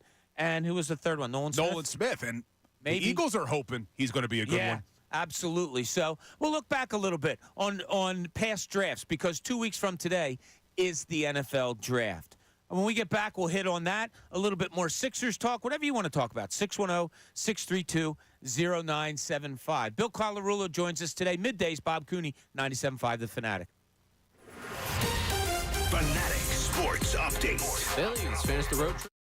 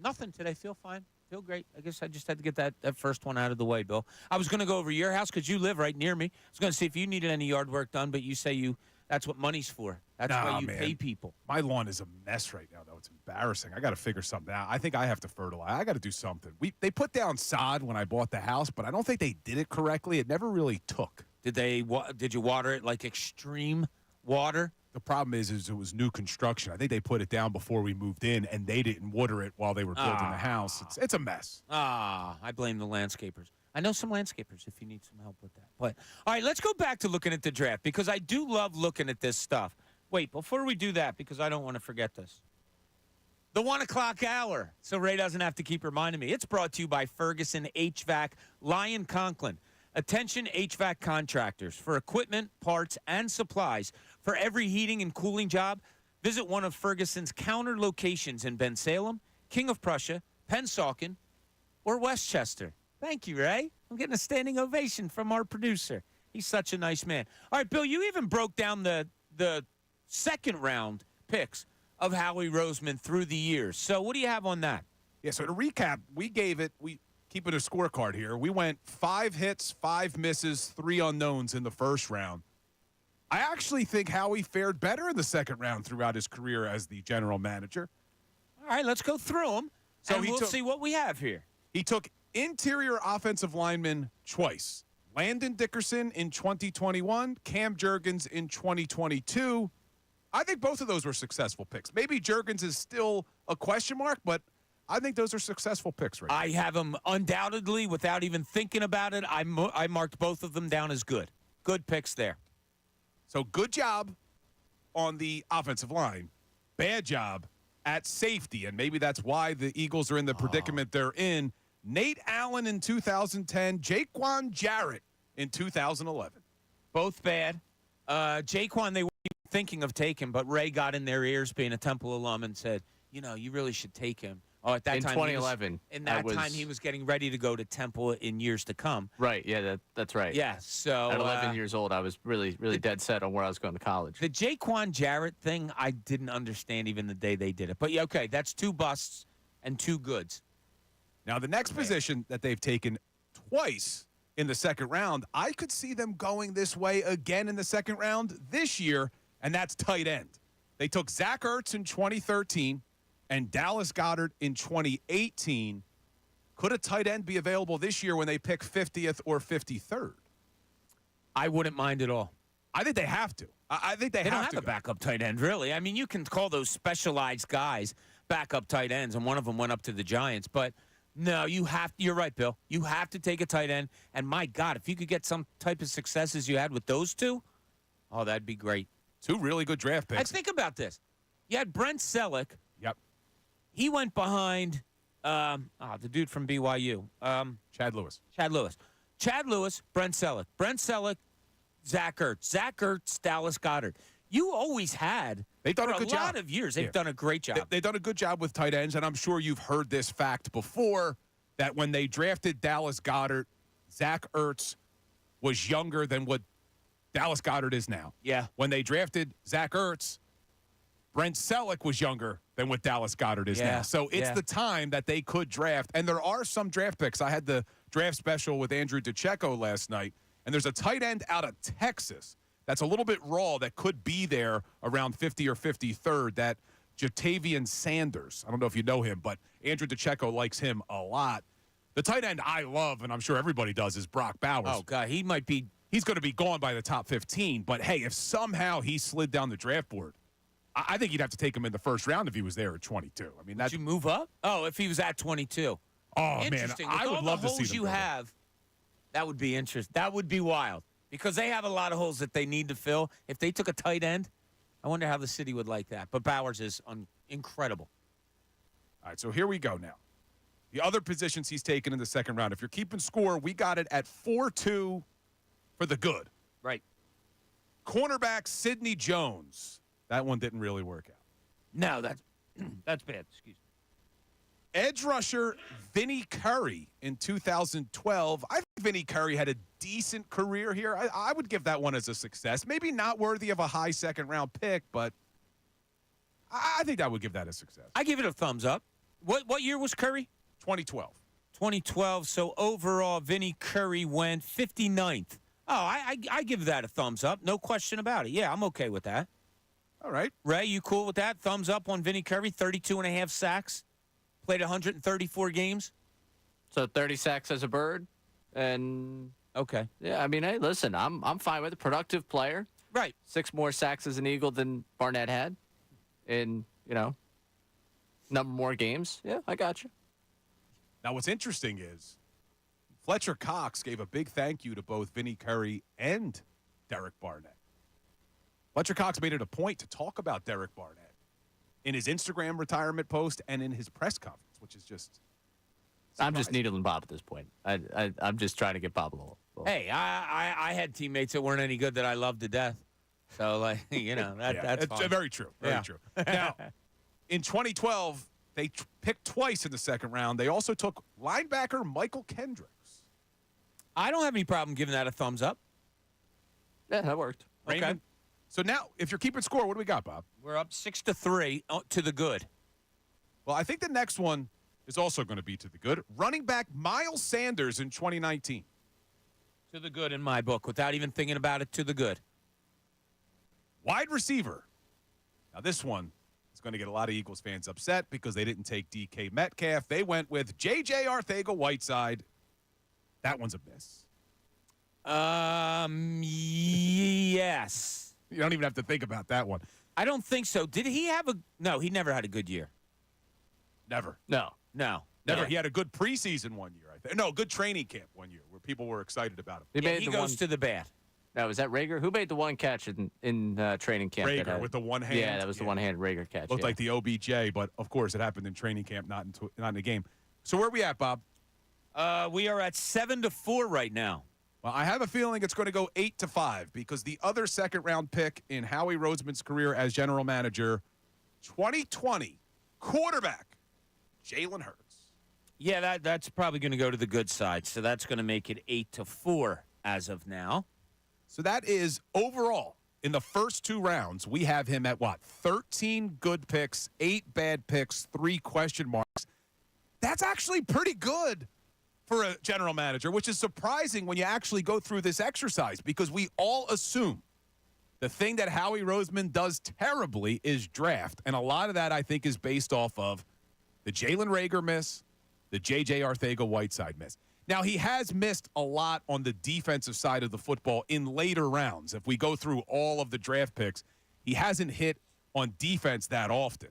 But it's interesting when you do this exercise. Maybe it's not as bad as we think. That is pretty cool. All right, so let's do this. 2010 was his first year, right? Yes. Okay, and we can't count 2015. I'll just pick random names below the second round, and let's see if we can find any that stand out. In 2010, I don't see any. In 2011, 6th-round pick, Jason Kelce. I think we have to give him a good mark on that one. Yeah, and it's hard to give Howie Roseman a lot of credit. I don't want to take credit away, but this is still when Andy Reid was heavily involved. But okay, yeah, fair enough. 2012, 3rd-rounder Nick Foles. 4th-rounder Brandon Boykin. He started some games here. Like, Brandon Boykin was big interception. He had 8 interceptions. NFC's title. He did. Then where did he end up? Pittsburgh? Pittsburgh. Yeah. 6 interceptions that 2013 season, right? Yes, I believe you're correct. Now, the Nick Foles draft pick, well, they ended up getting rid of him. They ended up trading him, and then he came back as a free agent signing and then led us to the promised land. Okay. 2013, don't really see anybody there. They took Matt Barkley in the 4th round. What I found funny about that was I was in L.A. Why was I there? I was in L.A., and Barkley got on an elevator with me. He was going to do his pro day over at USC, and he got on the elevator. Talk about somebody that was absolutely unimpressive in stature. And I'm looking at the guy going, you're going to try to be an NFL quarterback? So, yeah, that was a bust there. So they didn't really have anybody in 2013. 2014. You know he's still in the NFL. It's crazy, isn't it? Every time you hear of Oh, they signed a backup quarterback, Matt Barkley. Like, what? He's been in the NFL now for 10 seasons, man. It's crazy. He's thrown 363 passes in his career. Yeah, that is nuts. All right, 2014, Josh Huff was a third-rounder. Bo Allen stuck for a little bit, right? Or just a very little bit. Well, he played 90 games, and he was a seventh-rounder. 15, we're not counting. 16 was a good year. You went third round, Isaac Seumalo. I would say that's good, Bill. Yeah, that was a great draft pick. Fifth round, you went Halapuli Vaitai. How do you like how that just rolled off the tongue? That just rolled off the tongue. He was your starting tackle in the Super Bowl. Absolutely, he was. Seventh round, Jalen Mills. But seventh rounder, I would call it. And also starting safety on your Super Bowl team. Yeah, so, no, it's got to be a good one there. Did he play safety or corner for the Eagles? Corner, yeah, corner. You go to 2017. Third round, Rasul Douglas actually became a better player in the league once he left the Eagles. Still playing at a high level. Yes. Mac Hollins, wide receiver, nothing. Donald Pumphrey, no, nobody there. 2018, we're talking after the third round. This isn't bad. Fourth round, Avonte Maddox. Fourth round, Josh Sweat. Sixth round, Matt Pryor. Seventh round, Jordan Mailata. That's not bad. That was a pretty good draft, yeah, because you figure you got Dallas Goedert in the second round. They didn't pick in the first round this year, but they had Dallas Goedert in the second round, Avonte Maddox and Josh Sweat and Jordan Mailata. Really, the only miss, if you want to call it that, was Matt Pryor, who was more of a depth piece on offensive line you take in the sixth round. But, I mean, that's a pretty damn good draft right there. That is pretty good right there. Okay, moving on to 19, nothing. Moving on to 20 after the second round. Kayvon Wallace. Jack Driscoll in the fourth round. See, the 2020 draft on the defensive side of the football frustrated me a lot because not only did they miss on Rager on offense, you took Davion Taylor in the third round, who I think is out of the league now. You took Kayvon Wallace in the fourth round, who you had to trade to the Titans this year in the he went to the Titans. I think they just ended up cutting him, right? They traded Terrell Edmonds to the Titans this year. But Kayvon Wallace, everybody was excited coming out of Clemson. Safety from Clemson, we thought, the next Brian Dawkins. And then they also took Sean Bradley, who was really just a special teams player, but local kid from Rancocas Valley. Mm-hmm. And then Casey Toohill, who I think ended up on the Commanders at one point this year. So they just missed a lot on defense that year. 21, you had Milton Williams in the third round, good. Zach McPherson, good. Kenneth Gainwell in the fifth round, good. Marlon Tuipulotu. He's doing all right. Yeah, okay. Piece I was going along to ask that you about D-line. him. Yeah, he had a nice couple games this year, but I think they're going to expect a little bit more from Marlon this season without Fletcher Cox. He'll be a nice rotational piece. Sixth round, Teron Jackson. Pretty much hasn't given you anything. Right. Same thing with Patrick Johnson that they took in the seventh round, and then Jacoby Stevens was the safety in the sixth round. He's out of the league too, I believe. Yeah, so that wasn't bad up until the sixth round, so not bad in 21. And then 22, you went third round to Kobe Dean. Sixth round, Kyron Johnson. Sixth round, Grant Calcaterra. Okay, I mean, Calcaterra's on the team as a sixth rounder. Yeah, and Kyron Johnson, I think, is on the Steelers now. But you're right, sixth-round draft picks, it's hard to be too frustrated over. But the first three picks in that year, Jordan Davis, Cam Jurgens, and Nakobe Dean, all three could end up working out. We'll learn more about Nakobe this season. And then, obviously, the 23 you're going to have to still wait on. But Sidney Brown in the third. All right, I'm sorry. Tyler Steen in the third round. Looks like might be your starting right guard this year. Sidney Brown might have been a starting safety on this team had he not gotten hurt last year. Keely Ringo, a guy that you're really high on. I really like Keely Ringo. And if you remember, they traded a third-round draft pick in this upcoming draft to move up in the fourth round to get him. So it showed how high they were on him to give up a third-rounder to just move up in the fourth round to get a guy like Keely, who's still very young. He's still only 21 years old. So, you look all over it. Yeah, there's some good, and it looks like more good than bad.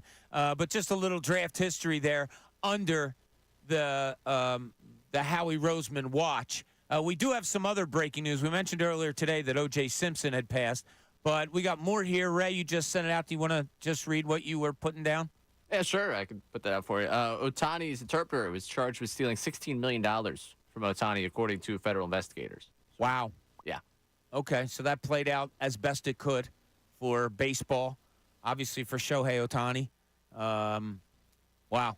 Huh. $16 million. How does a guy not see $16 million go? But that's How another. does it get wired from his account without him? Exactly. Yeah. Yes. So I think there's still more to be. There probably discussed is. there. You are correct. And there's more to discuss here also as we get towards closing time. Before we get to 2 o'clock, the best show ever, where you're going to have Tyrone, Ricky, Jen, Bill, I'm sure will put in some hours there too, maybe?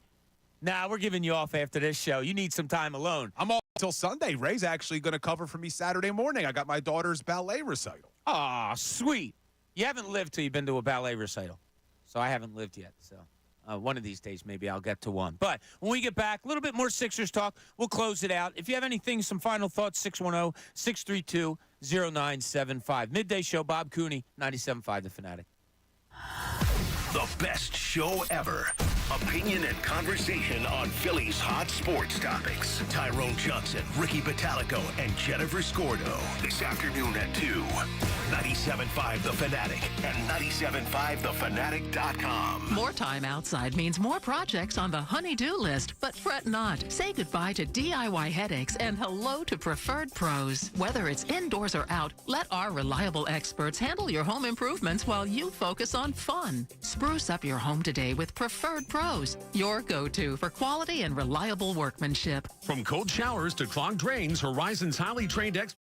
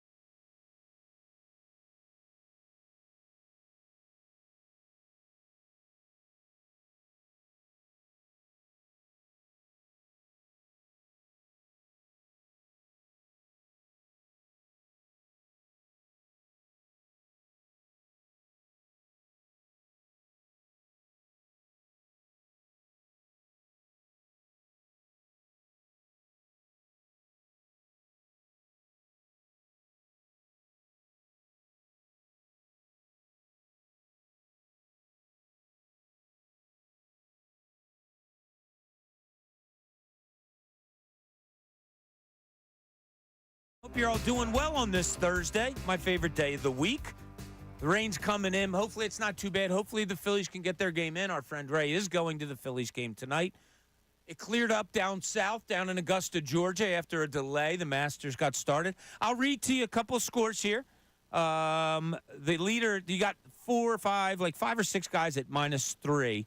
Guys that have played the most holes are only through 12 holes. Bryson DeChambeau is up there among the leaders at -3. I'll just give you names of people that we kind of hear about every day. Justin Thomas is 1 under, but he's only through 2 holes. Phil Mickelson, even through 5. Tony Finau, I think he's in the Mickelson grouping, is also even through 5. Ricky Fowler, even through 3. So a lot of guys haven't gone off yet. Tiger's not expected to go off until 3:54. I don't know about you, Bill, and I know you play golf. You follow the sport. You're a fan. I am also. I play also. It's still must-see TV to me. If Tiger's playing a golf course, I got to see it. Same, man. And I was actually having this conversation with Tyrone the other day. What Tiger Woods did for the game of golf, I think, is bigger than what any athlete may have ever done for any sport. I mean, the way he grew this sport single-handedly and made it almost cool, and the revenue that these guys now make and generate, I think can go back to what Tiger did for the sport. Whether you like him as a human being, whatever, but what he did for the sport, I think is unparalleled. There's no denying it. Like, you put it perfectly, whether you like him as a person or not. What your statement that you just made is undeniable. He was so. They actually asked me to do a story for the Daily News when Tiger was like in his prime. So it was the early 2000s. They said, just go around to some golf courses around the area and ask them how much play has been up and how much. It was amazing. And it was cool to hear these guys like, yeah, I've worked on a golf course for so many years. Never have I seen it like this, like tenfold. And I remember talking to a guy. There was a golf course over in Sicklerville, I believe it was, over in New Jersey. Freeway? Yeah. I remember Yes, that's what it was. Yeah, and I think it was a black-owned golf course. It was. I remember talking to the owner when I was in high school. Right. So I went over to him, and I apologize. I forget his name. It was so many years ago I did this story, 20-some years ago. Greatest guy. We sat and we had some lunch and stuff. And he was explaining to me how much Tiger Woods meant to the black community as far as golfing. I never thought of it that way. I just looked at golf and all that. And we had such a great talk, and I wrote a story on it and on it. I think your statement is not even questionable, that he had the most to do with any sport. I'll say during your lifetime, because I don't know, Muhammad Ali and we're just watching Tiger hit that shot on the 15th at Augusta in the 2005 Masters. Yeah, what did Vern Lundquist say? Oh, I forget what Vern's call was. But Vern Lundquist, Uncle Vern, if there's ever an uncle out there, a lot of the YouTube people call me Uncle Bob.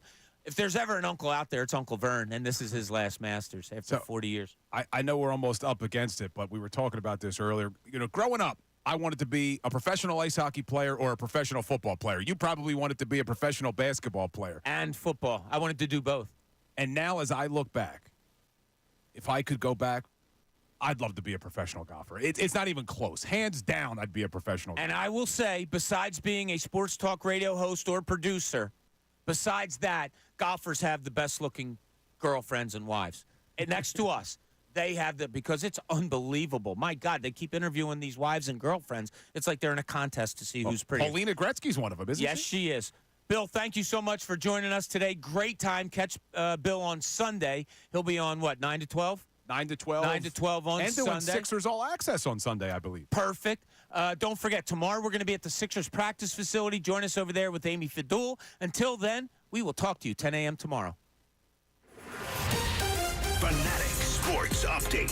Phillies finished the road trip with the win. I'm Ray Dunn. This update is brought to you by Nifty 50s, a 10-time Best Philly winner with delicious burgers, fresh-cut fries, hand-dipped milkshakes, handcrafted sodas, and more. Locations at nifty50s.com. The Phillies won 4-3 over the Cardinals yesterday afternoon. Aaron Nola went 6 innings, allowed just 2 earned runs, struck out 3 as the Phillies won in miserable conditions out there in St. Louis. The team had 8 hits in the game, all of them singles. They go 4 for 10 with runners in scoring position en route to the win. They finished the road trip 4-2 and get back to 500 for the season, 6-6 as they start a series with the Pittsburgh Pirates tonight. That, of course, as it's been seemingly all season, weather dependent. Ranger Suarez and Jared Jones, the matchup on the mound.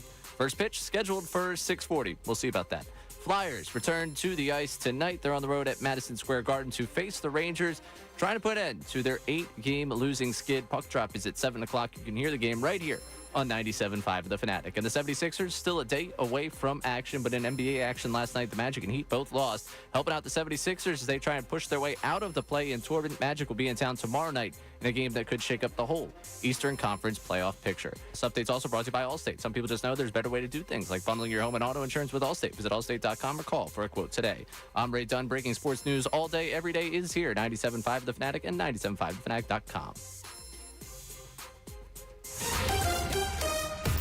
Tyrone Johnson, Ricky Batalico, and Jen Scordo. The best show ever. Listen weekday afternoons 2 to 6. The Eagles, the Phillies, the Sixers, and the Flyers. We have you covered.